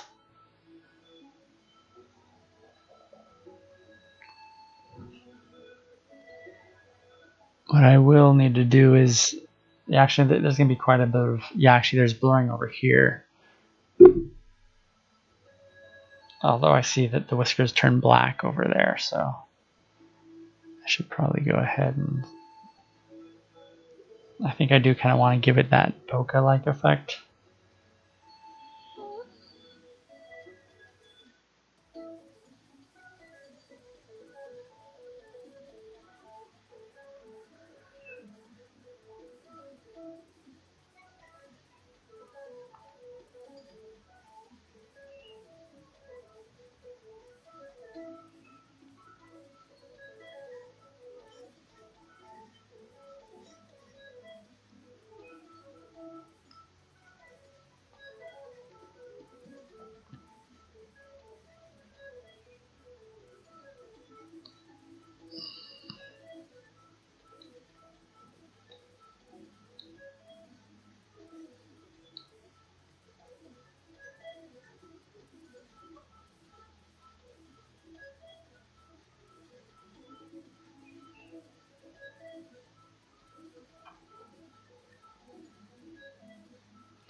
All right, we need to fill that out all the way to here, and it looks like it gets a little bit brighter up there as it goes over there, but I'm going to switch over here to this and try to just get it outlined in first.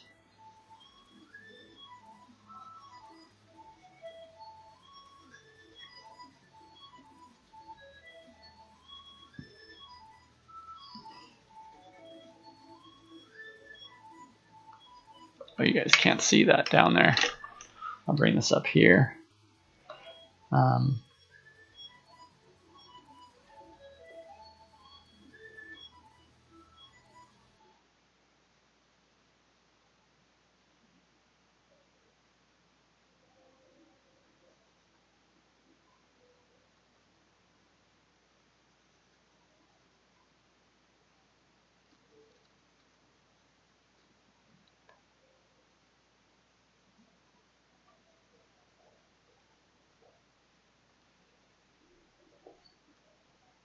One thing about the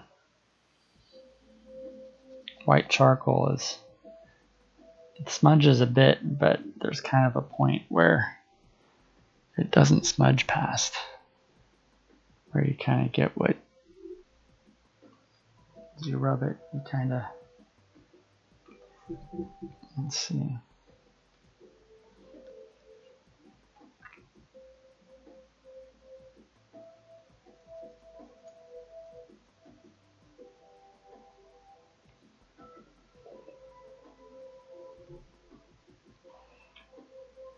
It's probably as light as it should get. In fact, I want to take a bit of that back.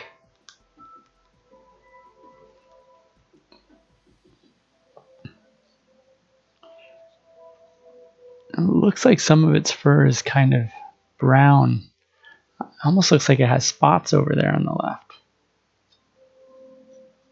I'm wondering if that, I'm trying to debate whether that's a detail I should indicate, or if I should sort of gloss over it because it doesn't necessarily jive with what people would recognize as a leopard.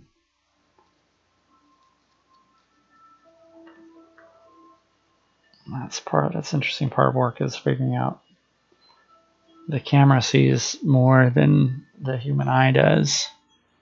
Your brain is filtering out some of what you're seeing, and that's actually a lot of the work of art is reducing it down to what matters, to what really speaks.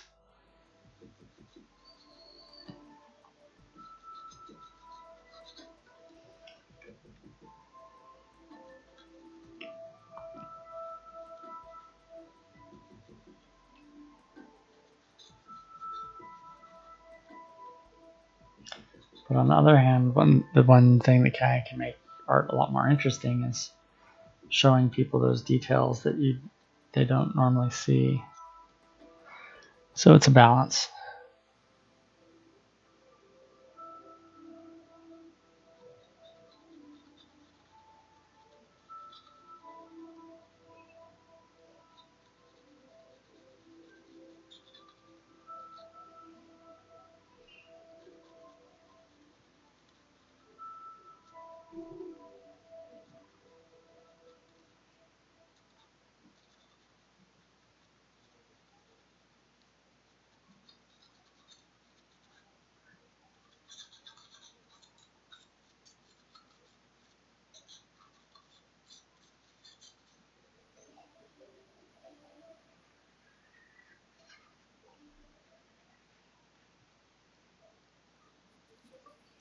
I know there's like some indication of some muscles in here, but they're hard to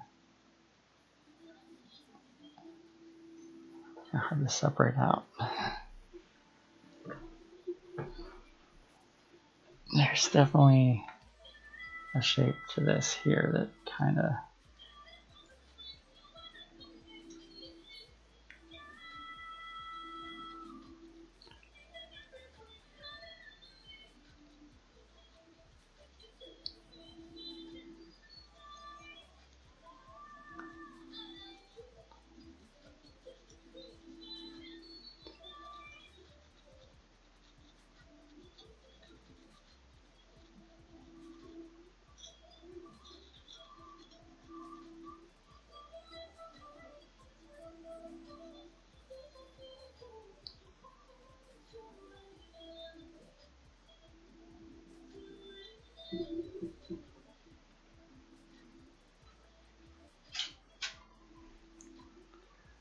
all right. It needs to be a little bit more black in here. I need to be preserving a little bit more of that. Just along there. Right here.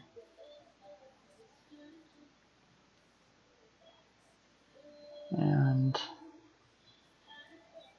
down there. Especially right in here.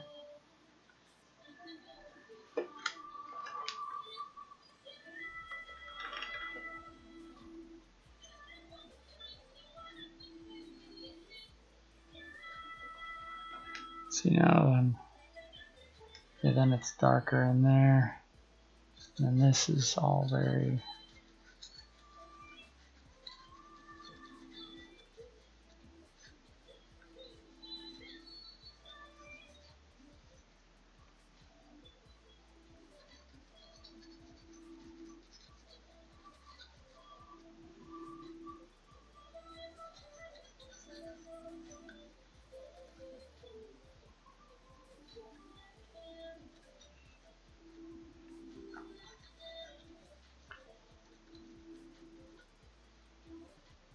There's the sound of this music. It sounds kind of like...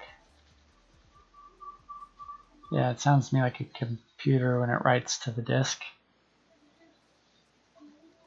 I keep thinking that my computer is trying to write a file. But it's just the music. I tend to kind of listen for that if my computer is doing a lot of work that I'm not instructing it to do. Try to watch for that because there could be some malware or something running. So if I hear that's really active, I usually check the activities, and if it's not something Windows is doing.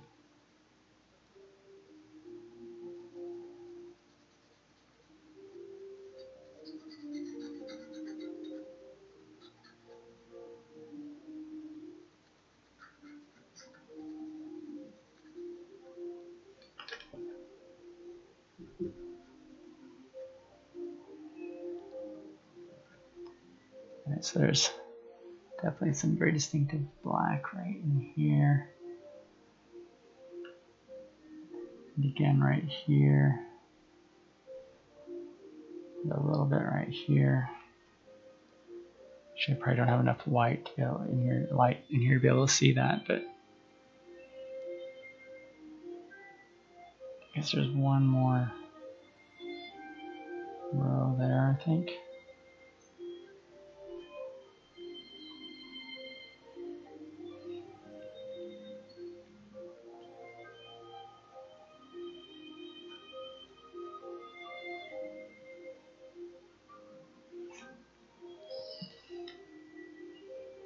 Okay, so this over here, there really should be kind of some, that's one thing when I'm doing the Sharpie drawings, my lines really indicate, I tend to sort of indicate the fur and the lines. It should probably do that here too, just the same. With the pencil lines. And then this over here is all sort of much flatter area because there's a lot of light over on that side.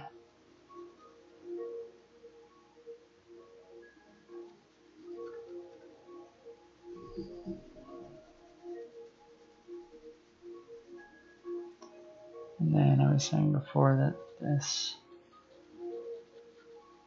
needs to represent shape behind it and not the ear. Well, I'll probably erase to get the ear better indicated.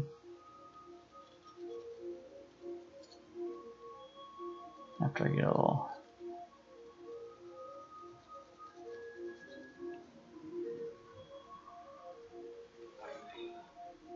There we go. This ear is very black.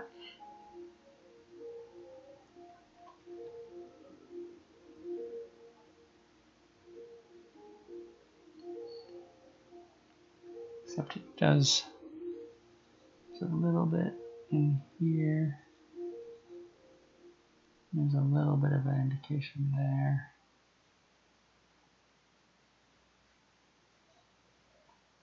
I don't want to just get lighter than it is though.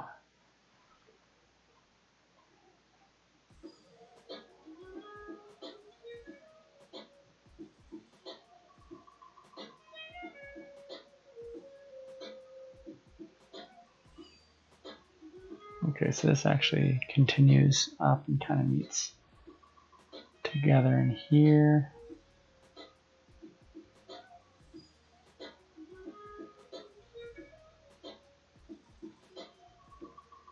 There you go, so that kind of goes together like that. Can probably take out a bit of this center line.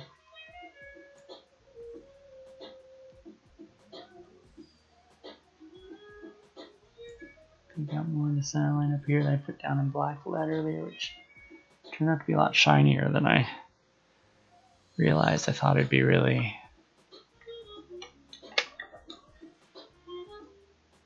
here we go. Oh, I hear a kid coming up the stairs again. Oh, there she is. What do you need, sweetheart?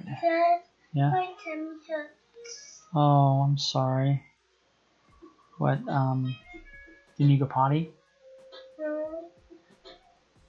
Well, do you think you need, do you feel sick? Do you feel nauseous?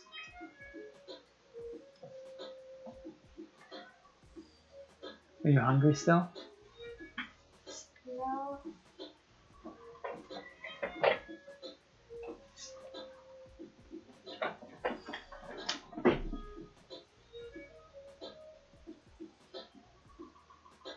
Okay, well, you know,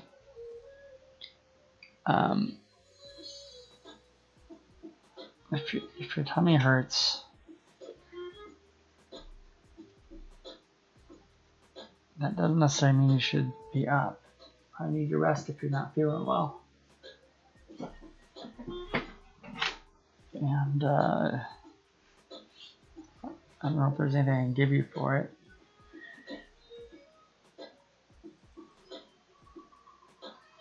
What does it feel like? Is it like a sour tummy? Is it like an ache?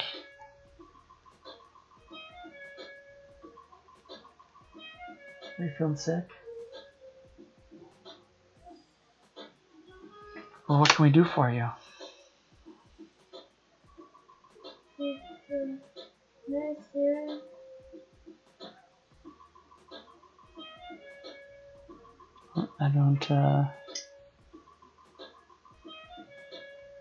I don't know what medicine to give you though.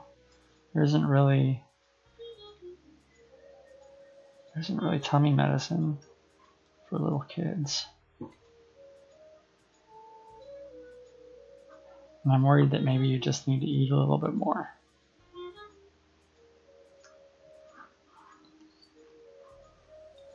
Would you try maybe eating a little bit of toast? Or do you not feel like you can eat? What does the idea of eating feel like to you? When you hear that, do you think, yucky, I can't eat? Hey, don't mess with my drawing stuff, please.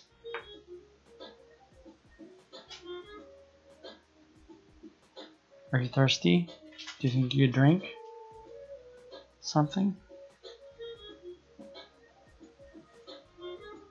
Does anything else hurt on you? Does your head hurt? No. Okay. Hold on, everybody. I'm gonna take a quick break. I'll be back in a couple minutes after I get her something and get her squared away. Just gonna go to my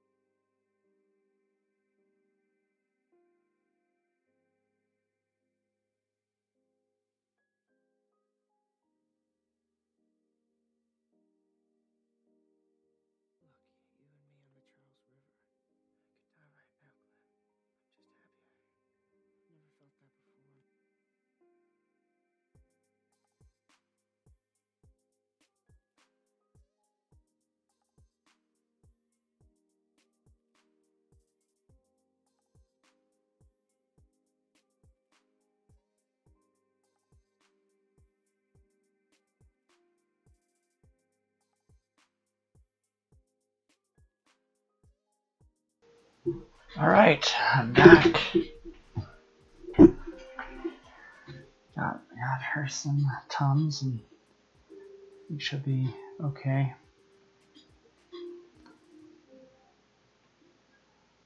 And back. Oops. My left hand is not my best. Okay, so we're back to this.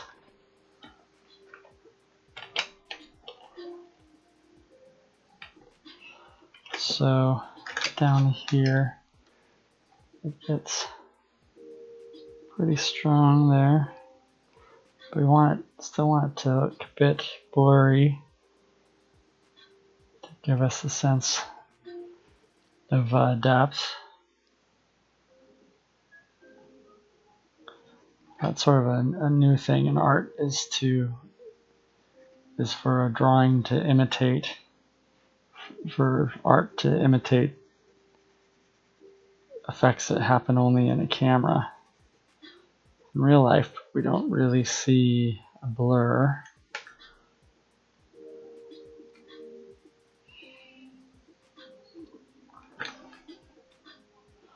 Let's see, there's a little bit of a... See, I'm just going to go ahead and...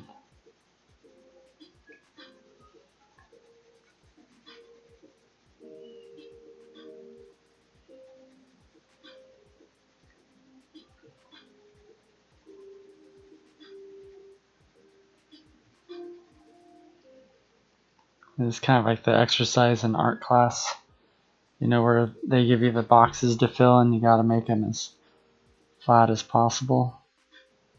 That's actually what I'm supposed to be doing here. Just make it a nice, flat, steady gradient. And so far that's not happening. But it'll come together, I'm sure.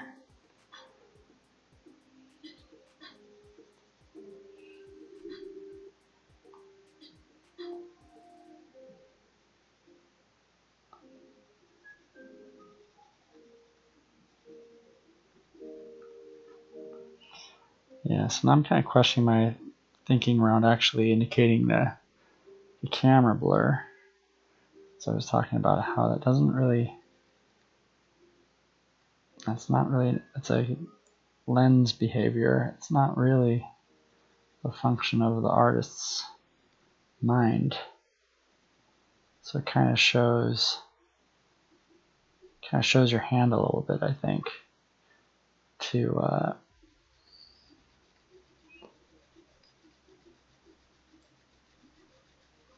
imitate a camera.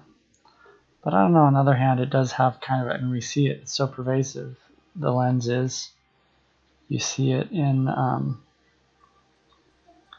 films, and it is kind of a cinematic effect. But I don't know, it's kind of a modern and less traditional feel too, so that's something to think about too. I'm going to go ahead and just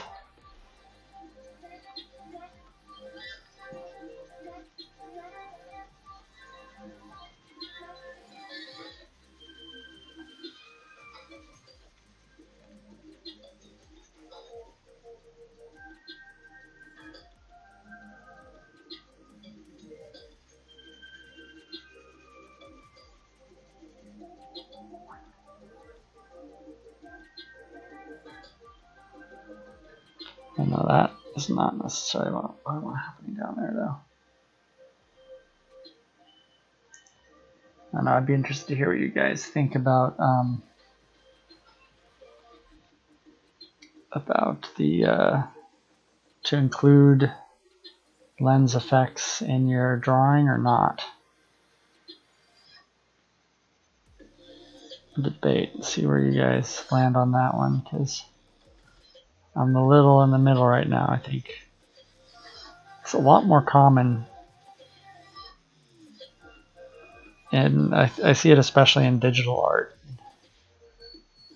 That's why I'm also sort of thinking, if I'm leaning into the medium I'm working with, then I would think that I wouldn't do the blend.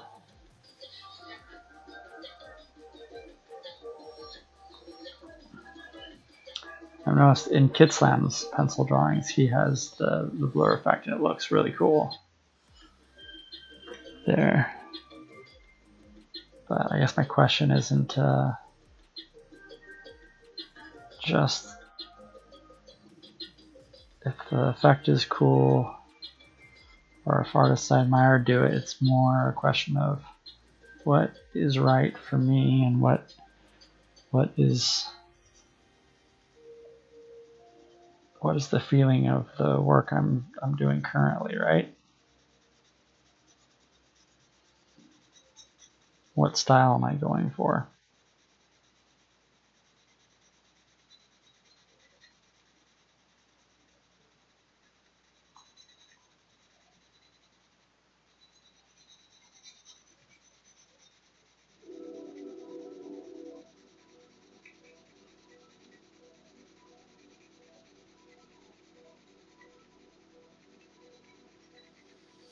I wonder now if I should have planned the whiskers, because they're going to be dark coming through here. I wonder how hard it is to take do a little test and see whenever a whisker coming off of there, what will it look like? Yeah, that's pretty good ability to take it out. Not 100% though. It might have been better to do that first, but now it's done, so what difference does it make, right?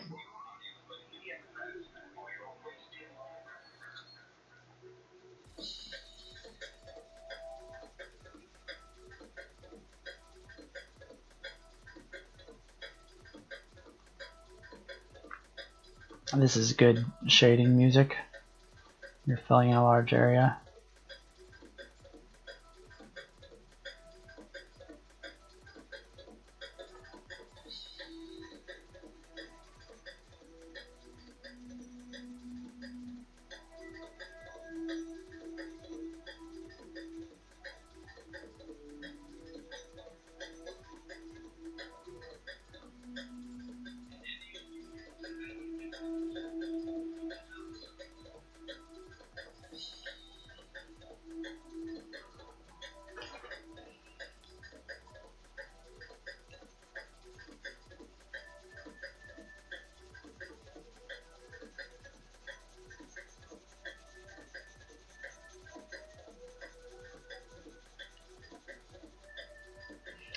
Like it's being a little too careful. It's going to take too long to fill this all in, so I'm just going to go ahead and cover the space, and then I'll go back and get the gaps. Right? I guess the question is whether it would take longer whether getting those gaps will take longer than it would have to have gone a little more steadily down it, but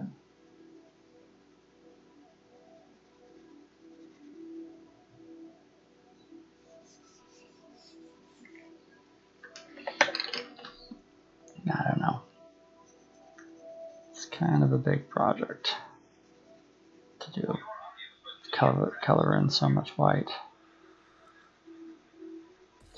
Fortunately, I don't have like a magic white marker. I just had like really big,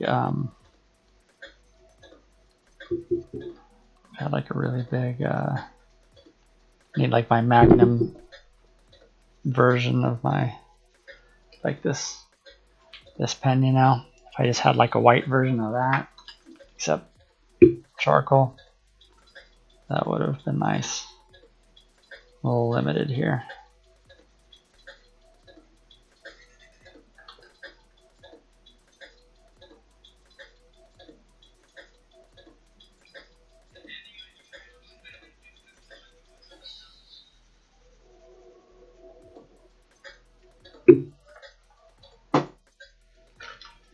I just need to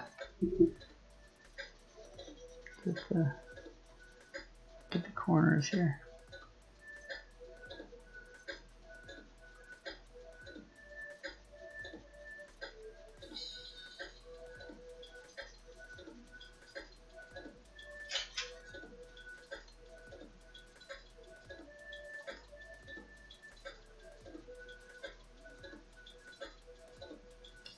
So I'd really like it to bleed all the way to the edge.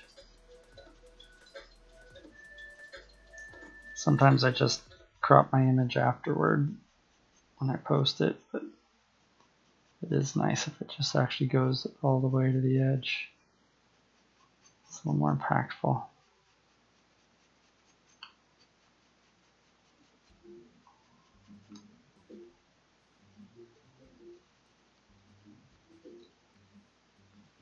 Trying to even out some of those splotches in there a little bit as I go, not too much. I don't want to get too bogged down here.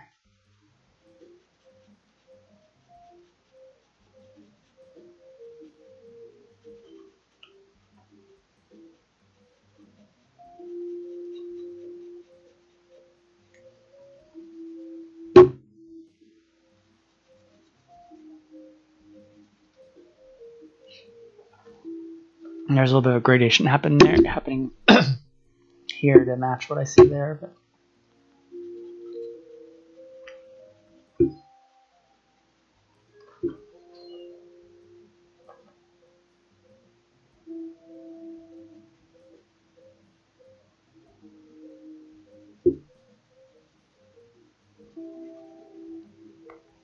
there we go. I don't know if you guys can hear the music when I re-listened to it when I was reviewing one of my recordings the other night. It seemed like the audio was a little too low on the music. I'd like to know if you can hear it, or if you think it's loud, distracting, or I think it was a little low.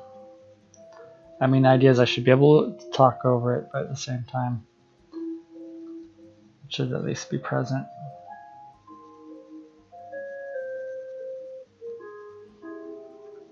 It's interesting. This is the first time I've used Restream, so it's on. So we're on. Let's see, how's that? How's that looking?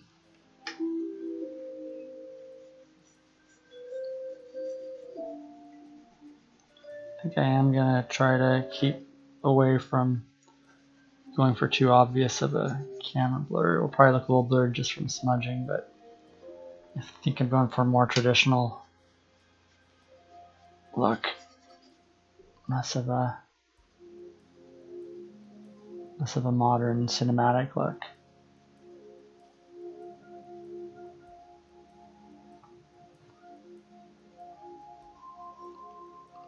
And probably more, I'd be more inclined to try that kind of effect in digital art.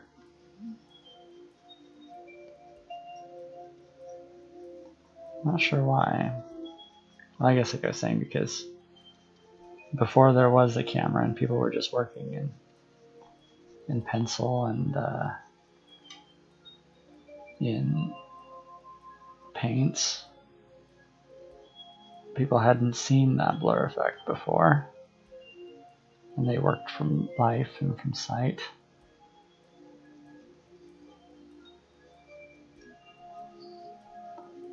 Also stylistically, the use of like a really heavy blur, well, I guess that's been around since early photography, but it seems like something that's emphasized a lot more in photography today.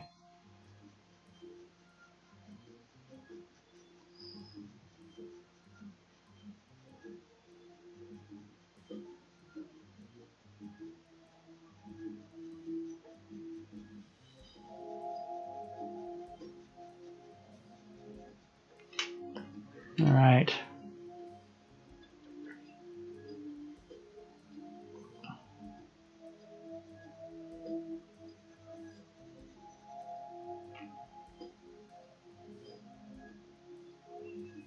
I do want this to be I want this to be a little more even, though. I don't want this line to seem like it's glowing so much. Or if it is, that it's more Like, not that I don't want it to look like it has a white line here is what I mean. I want it to look like it's standing out on a flat background somewhat, or maybe a gradient. Or rather it was looking like it was glowing than it just has this really solid line.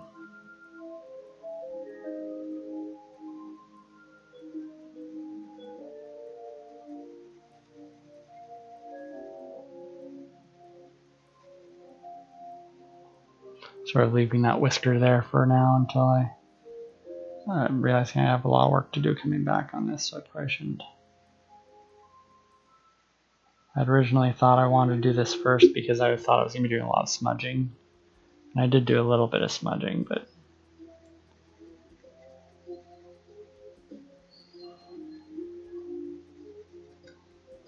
it seems like it'd be better to have the whiskers in there and then the smudge around them now that I've done it, but you know.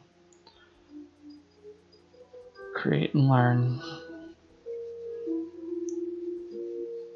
Oh.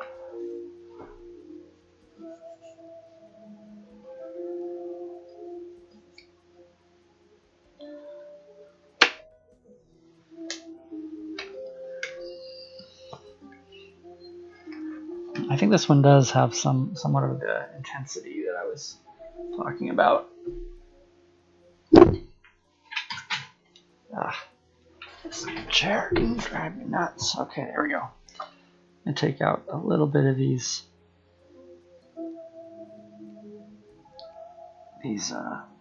extra indicator lines. See, I ended up with them a lot more heavily up in here.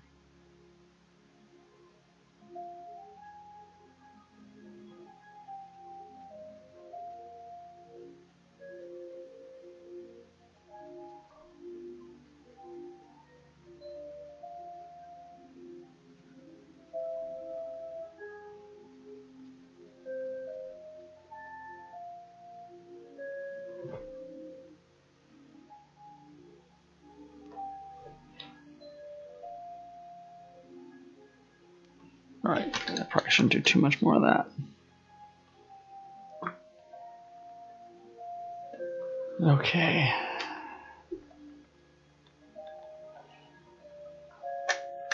Now this one, on this side, it seems to be, from the little bit I can see, it does seem to be brighter here, and it's gradiating off a little bit, so I'm going to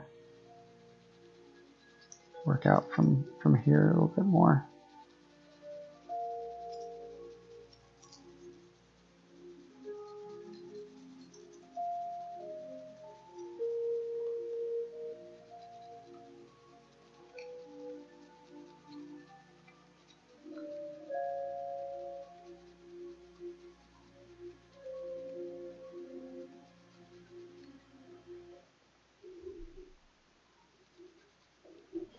Oops. Sorry, showing you my arm. I should be working, showing you all my work.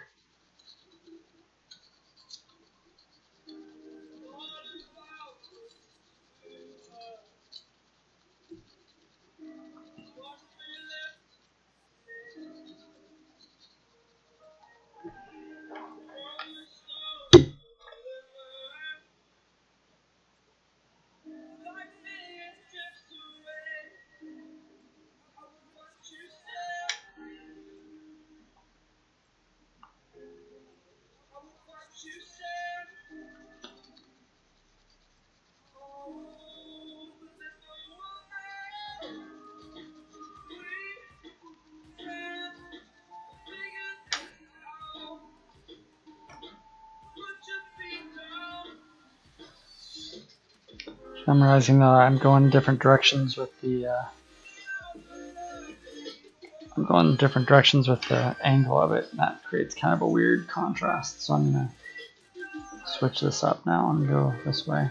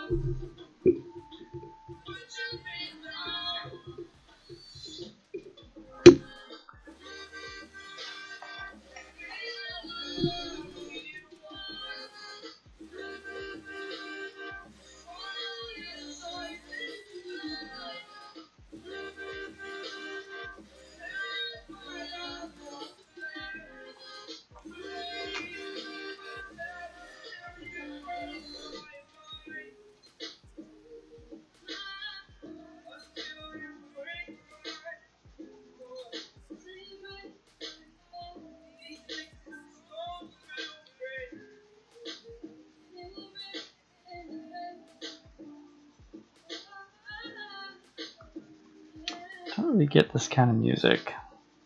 I mean, I can get the music, but I don't really get like this ballad of like who. I don't know. It's kind of foreign to my experience. Who's like all.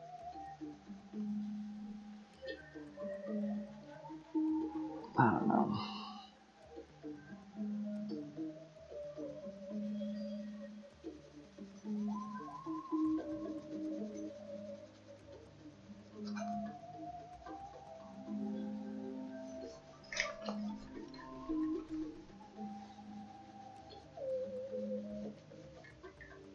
End up with kind of a weird edge happening in here because of the way that I went up to the line. Like I was saying, it actually does gradate more here than it did on the other side from what I can see. Of course, I'm having the image I'm looking at is more tightly cropped than my paper, so I'm having to make up the details on the outside a bit. It's all part of the job.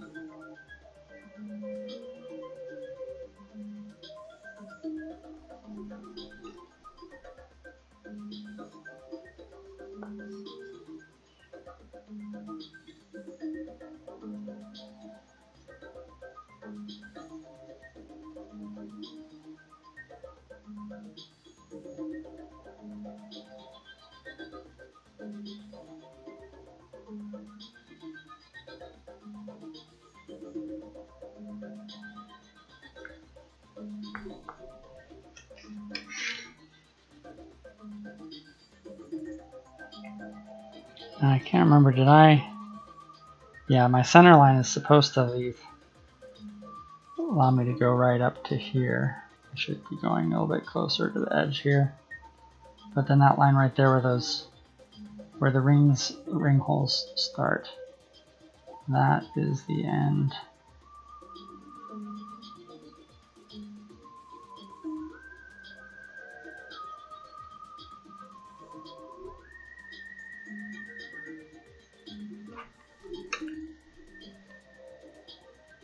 That's where it ends.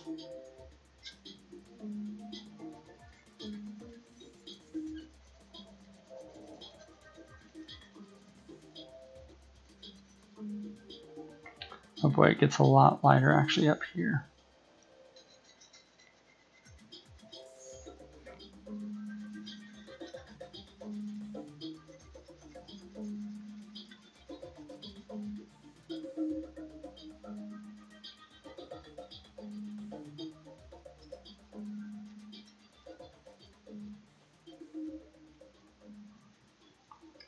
So I thought I'd be doing more animals tonight, but given the time, well, I can go a little later. I still have some work to do on this one, but this whole night is dedicated to panthers, it turns out.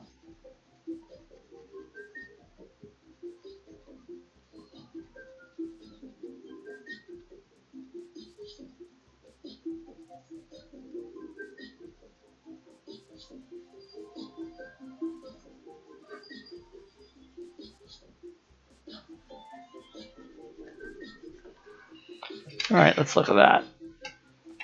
I think that is pretty effective. I think that works. Okay, so then I need to sharpen my pencil again.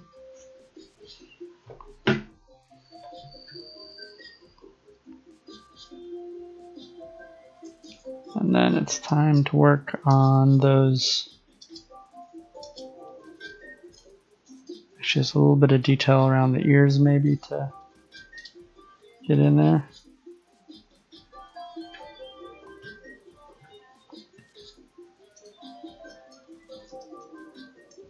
More sharpening. Sharpen, sharpen, sharpen. There we go. That is good and sharp.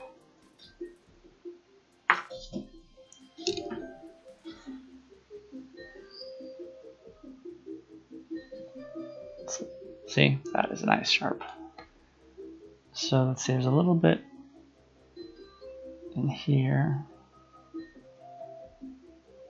And there. Boy, I feel like I've been just working with a really dull pencil this whole time until now all of a sudden I have incredible sharpness. Oh, the detail I could do.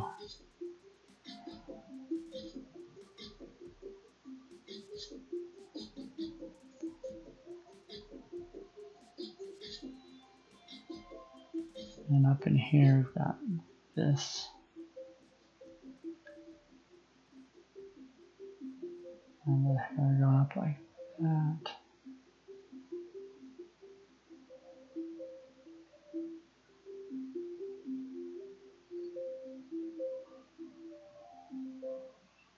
A little bit of there and there.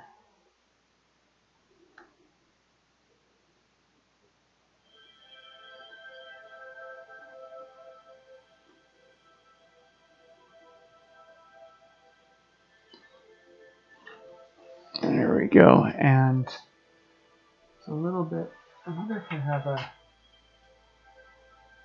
harder eraser. Yeah, I got kind of a harder eraser on the end of this, because this comes out to a bit of a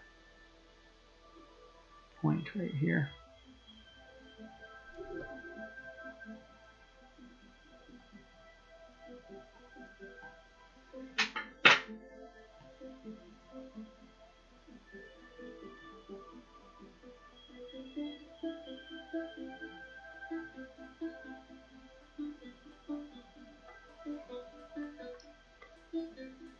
All right, and then this kind of feel like a little bit more here. Can really put a top, indicate the top of his head a little bit better.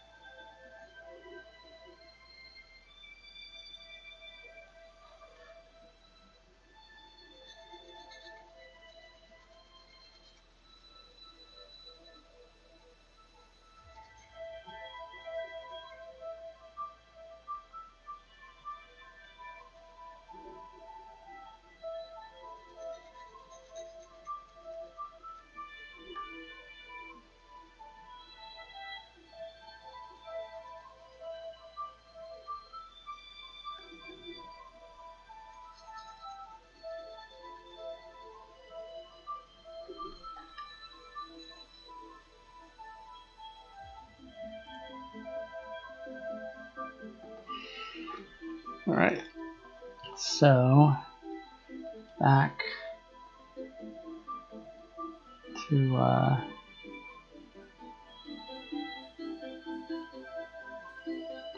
actually what I'm supposed to be working up to here are the whiskers.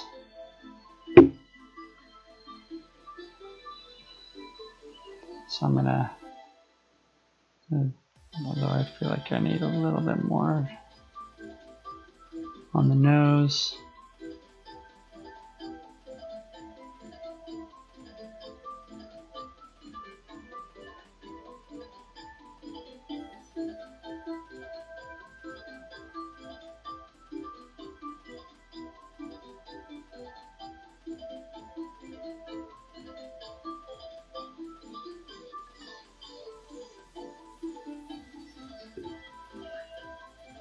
Okay.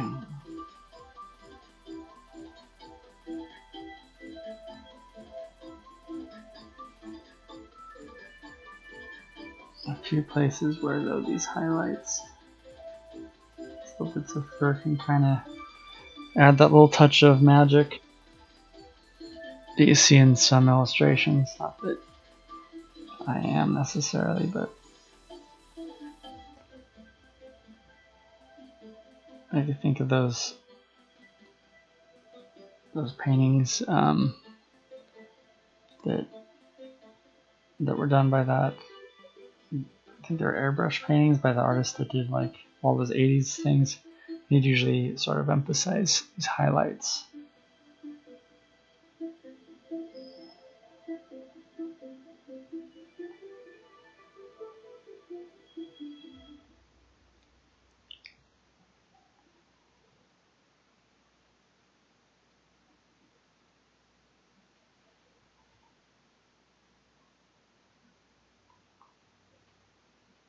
A little more to this here on the brow. And there's, well, let me go ahead and do, there's, where is it? Here. Not that far in there, just over, starting here. There's one here.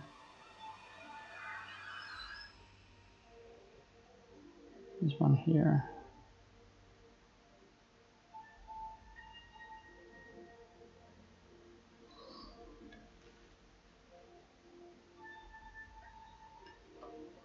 Don't want it to run right into those highlights there too much though. Needs a little bit of a space. It's a little too bright at its base.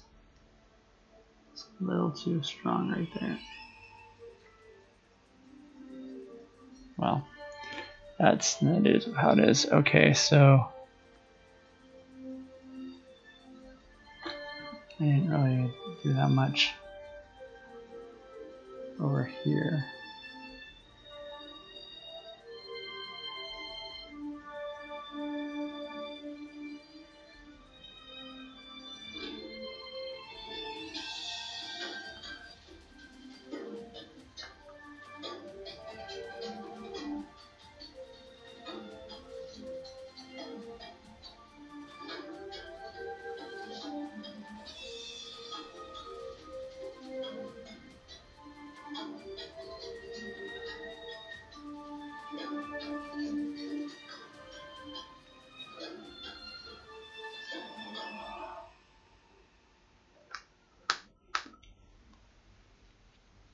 Okay, so now it's going to be down here.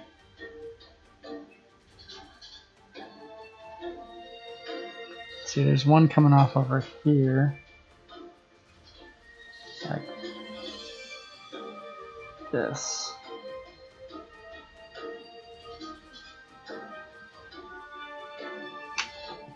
It also has this kind of almost like a lump coming up right there.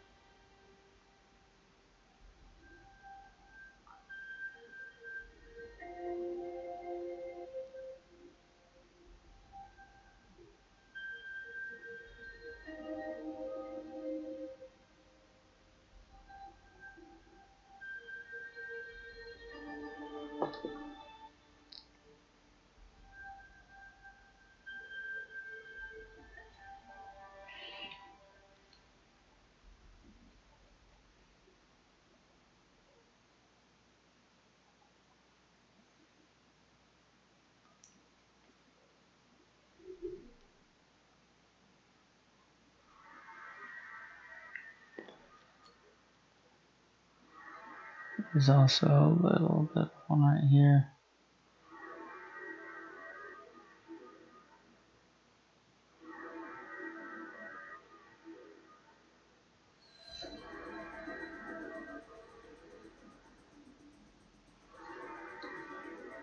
Alright.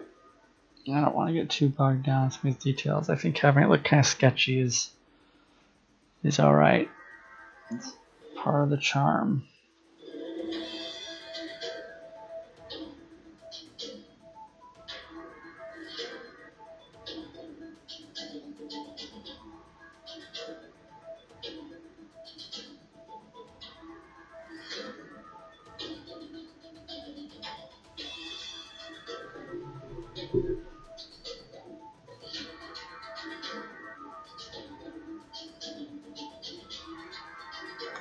Okay, so I'm going to go ahead and start doing these. Okay, so there's one going down here, but behind it, which is kind of parallel to that one.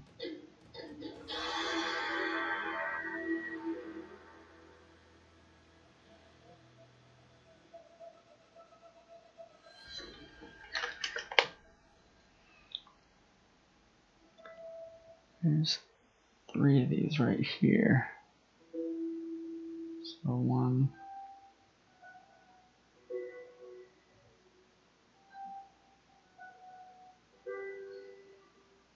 Right, this looks a little too low to me now. I'll just go ahead and do it though, just as I have it there.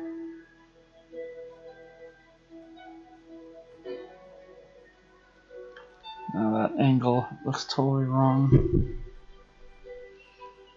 So I gotta kind of.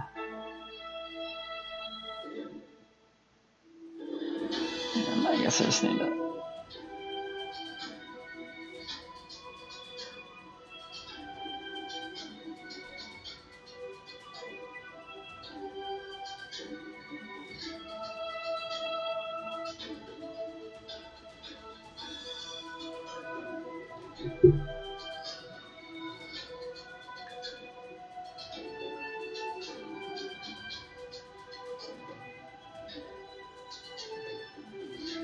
That's working.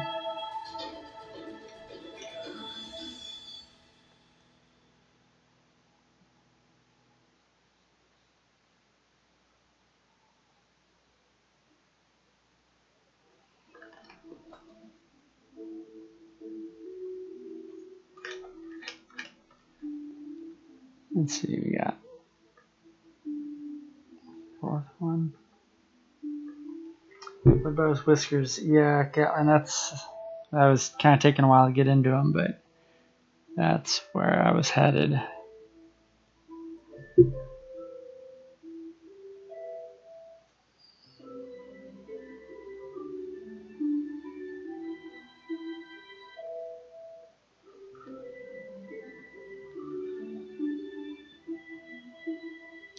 Yeah, and it does alleviate all the trouble I was having earlier, thinking that it was looking too much like a wolf or a dog. Is pretty much all taken care of now.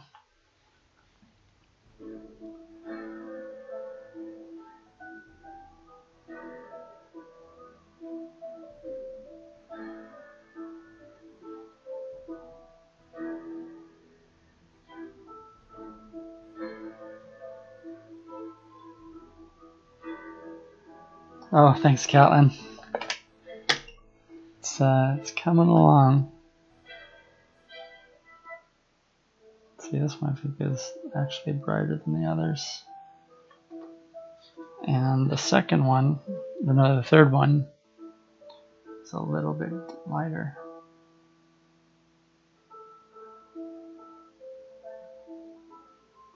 Now I need to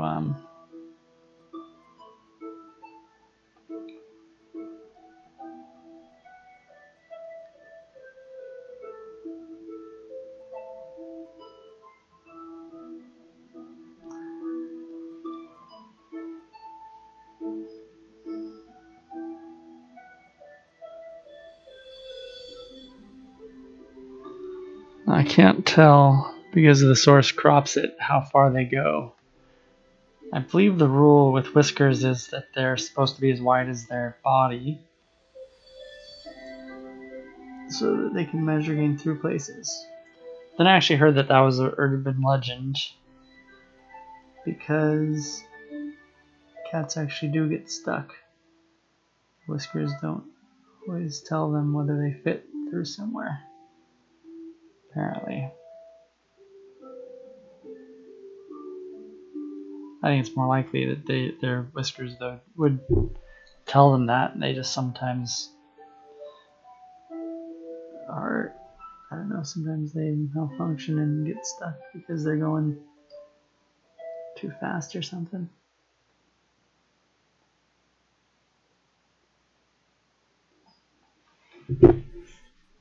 Okay.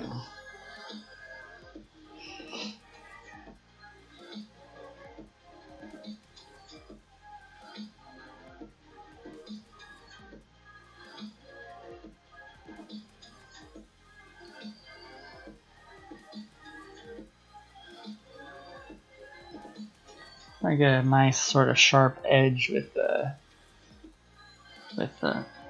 eraser to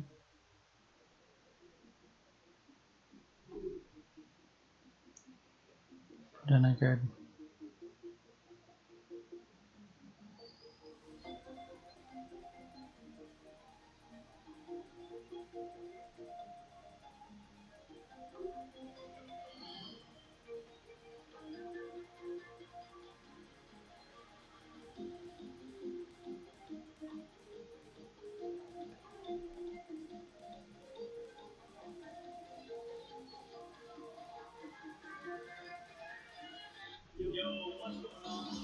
That's pretty good. I mean, it works.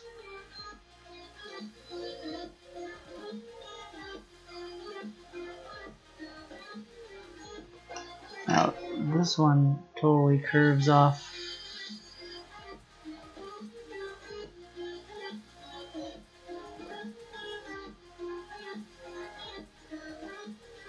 A little sharper.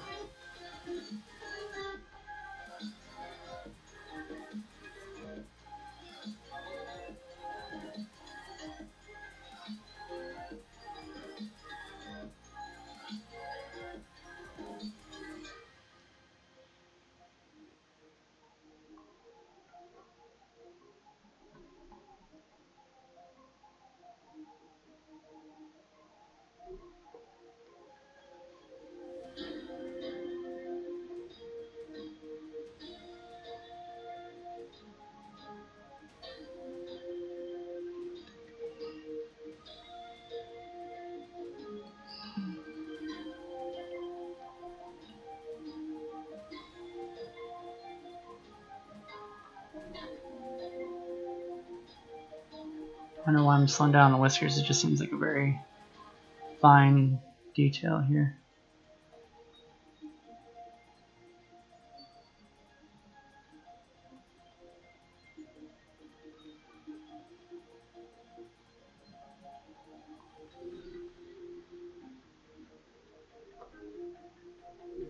It's hard to get this so sharp. There we go.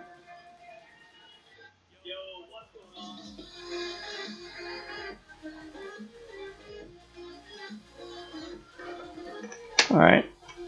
Yeah, that works. That's the idea.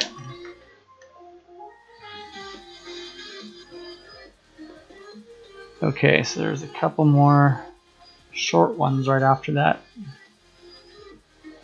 Like this.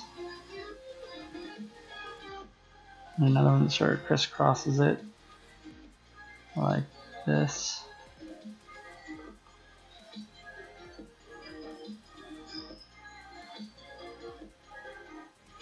and then one that goes down.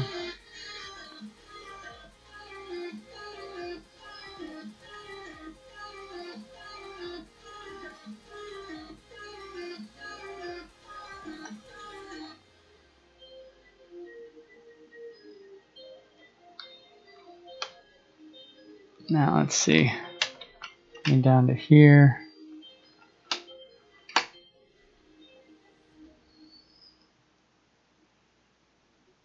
Kind of goes like that.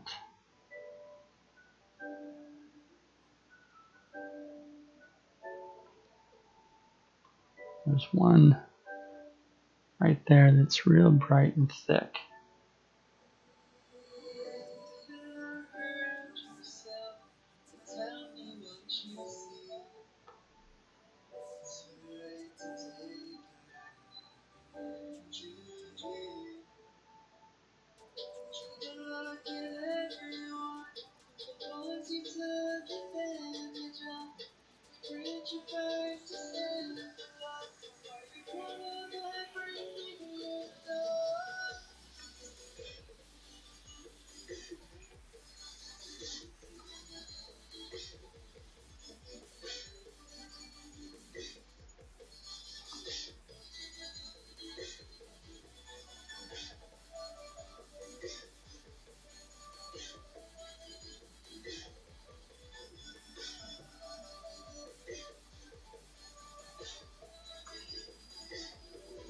Well, right underneath that, there's one other one that's kind of very unusually straight.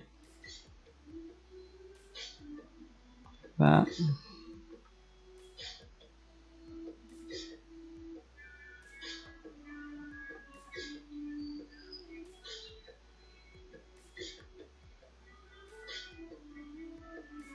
There's a little bit more now. I'm looking at this. There's a bit more of a fade that goes on inside this thing. It's not as dark as it looks here.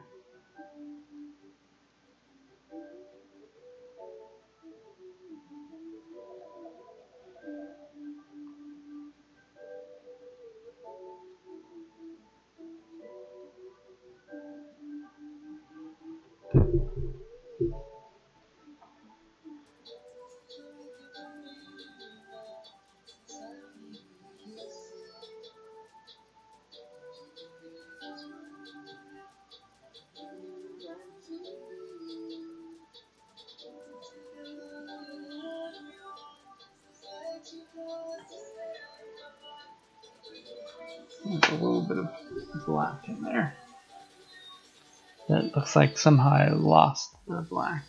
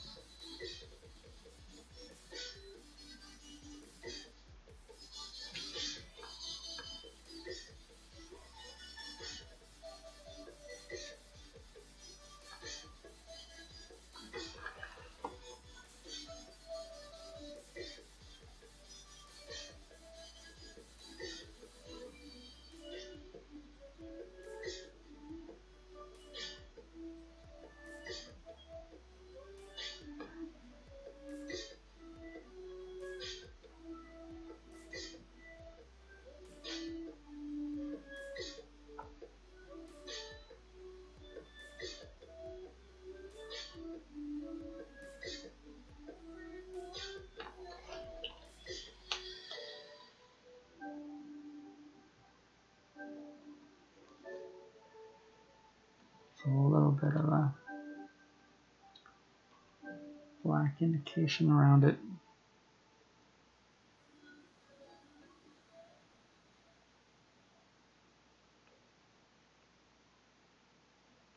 The longer I work on it, the more I'm slowing down into getting into the detail. That's okay.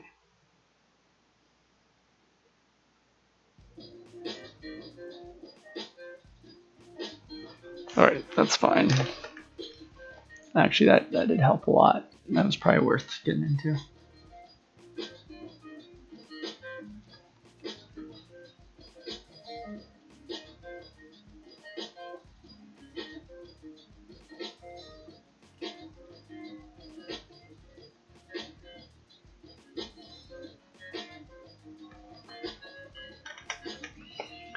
Okay, so one thing is I don't quite have the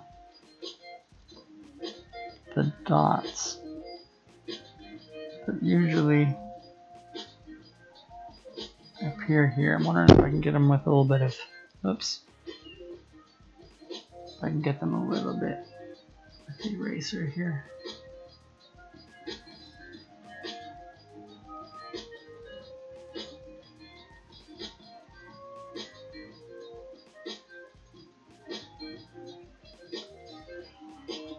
Yeah, kinda.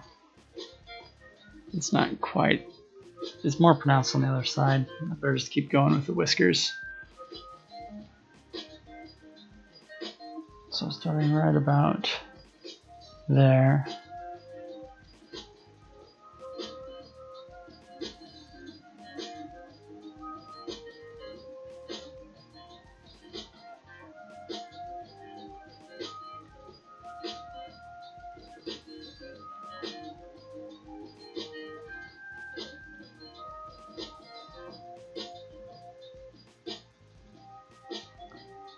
This one is a lot stronger than that one above it. And now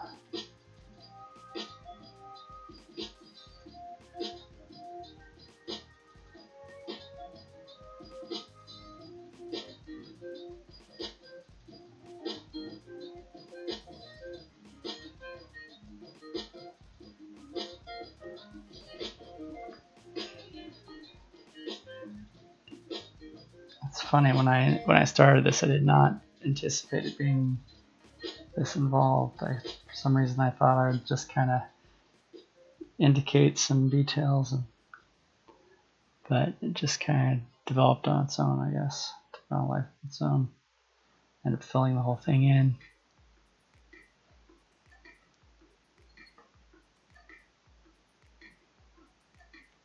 So this one goes kind of like that.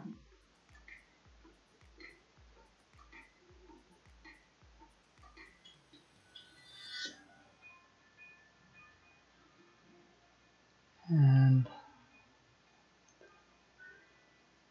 this one's going kind of like that.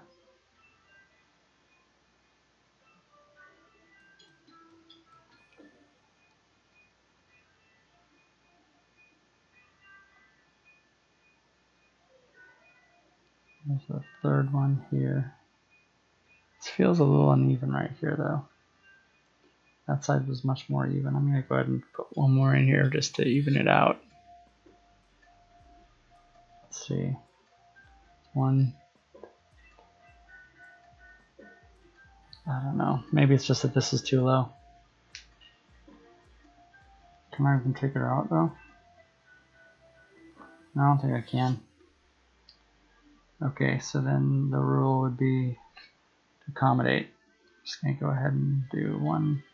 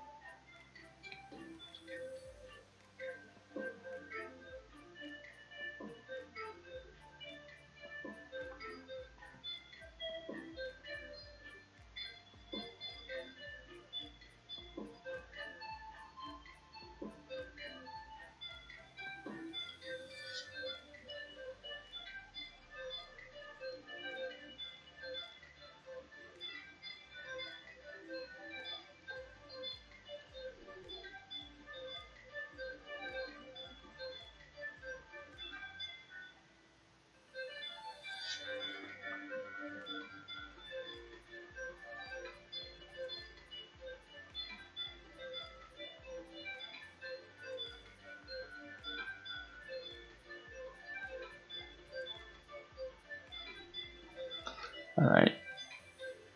I think I need to get some more of these variable width where it's kind of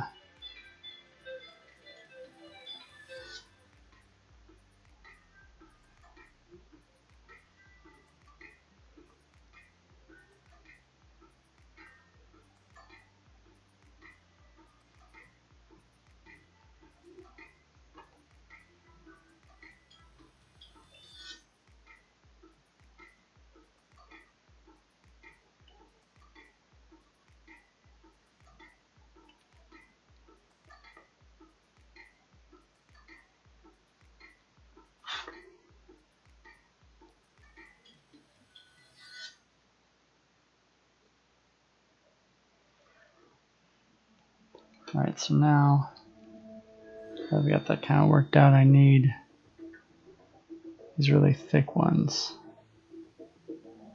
Got like this.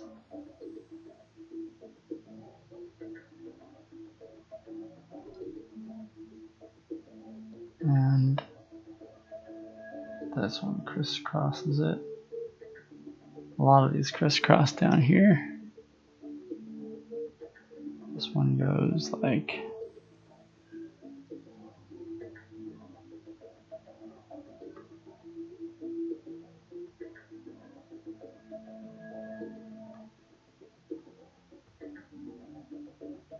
yeah, they all seem to.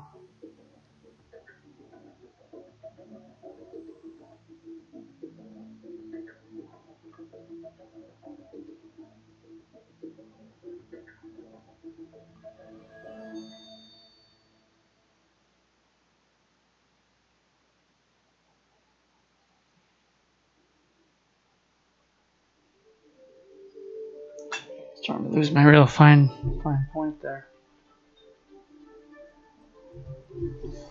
Just need to sharpen up. Just sharpening. There we go.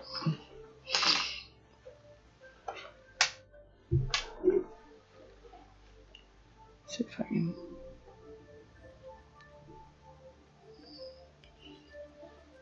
Bring that down a little bit again.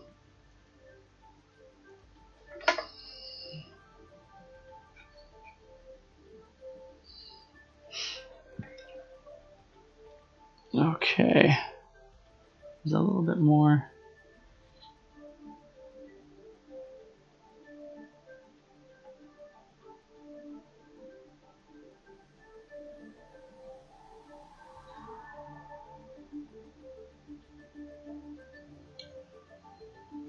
And this, oh, these are kind of going higher in there, and there are more of these kinds of hairs going up here.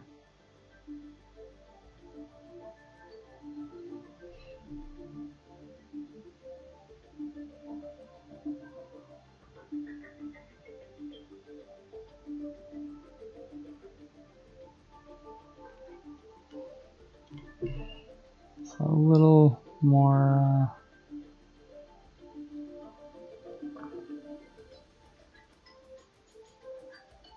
like that.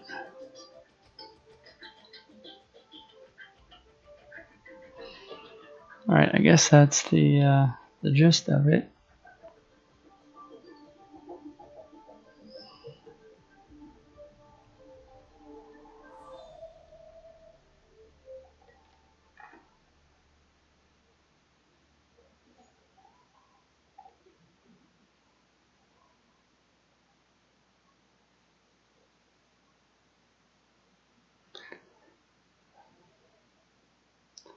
Yeah, I think that's maybe just about done.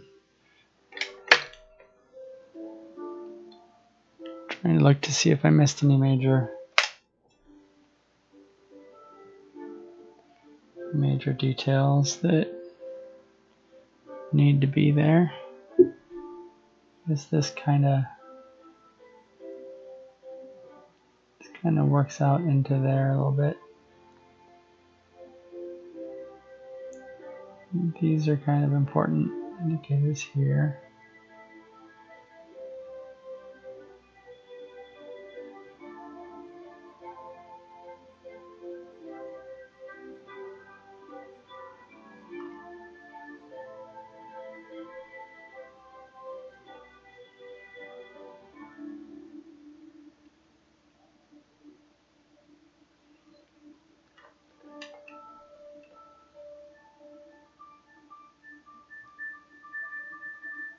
I shouldn't overwork it either, though.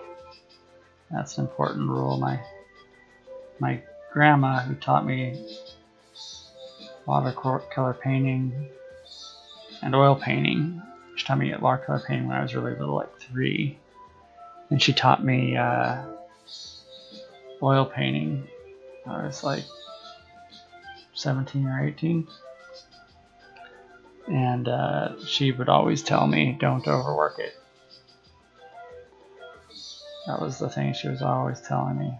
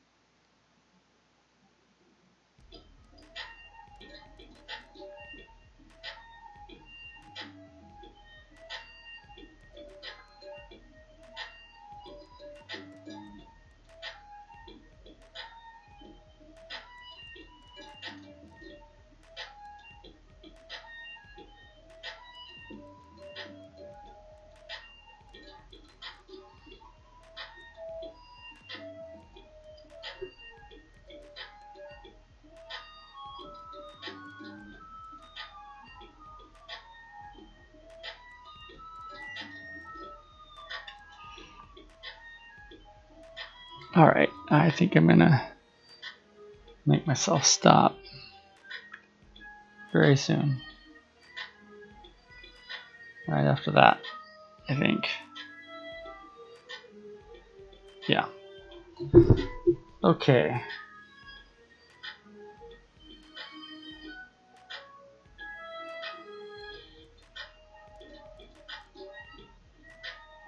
Let's see. Switching over to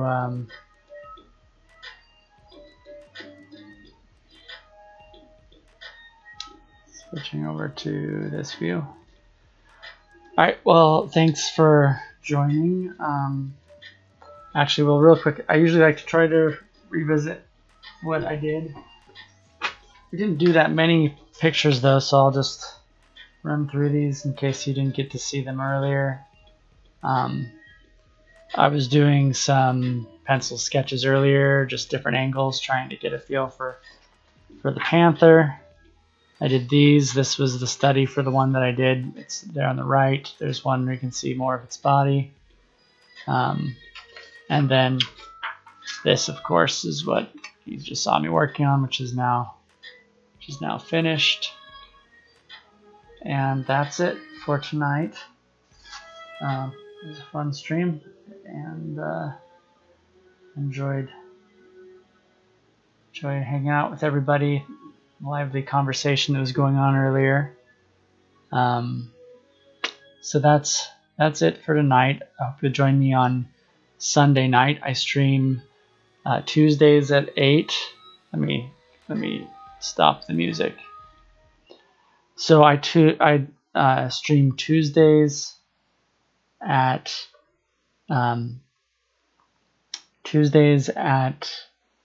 8 8, of course, which is no Wednesday. Sorry, Wednesdays at 8. Sorry, I'm tired. It's been a long day. Wednesdays at 8, and then Sundays at 8 also. So 8 o'clock on Wednesdays and Sundays. This Sunday I'm going to be doing you'll be doing a what do you call it? Maybe starting a new project. Most likely, I think maybe starting a project of working on the monster art project I was describing earlier. So it'll be a little more involved. I'll be doing some research, gathering reference, and probably doing a number of concept sketches. It'll be following more process. It's going to be a larger project. Not super large, but it'll probably cover a few streams. So I hope you'll join me on Sunday. Thanks for joining me tonight. And I've heard that if I turn this off right away that it cuts out. So I'm going to just give it a few minutes. I'm going to have like a stream ending screen eventually, but for now I will just, I'm going to maybe fix it, put this up here. Let's see if I can get this up here and just leave the stream running for a few minutes so that it kind of runs out. So anyway, good night and thanks again for joining me. See you guys Sunday at 8 o'clock. Bye now.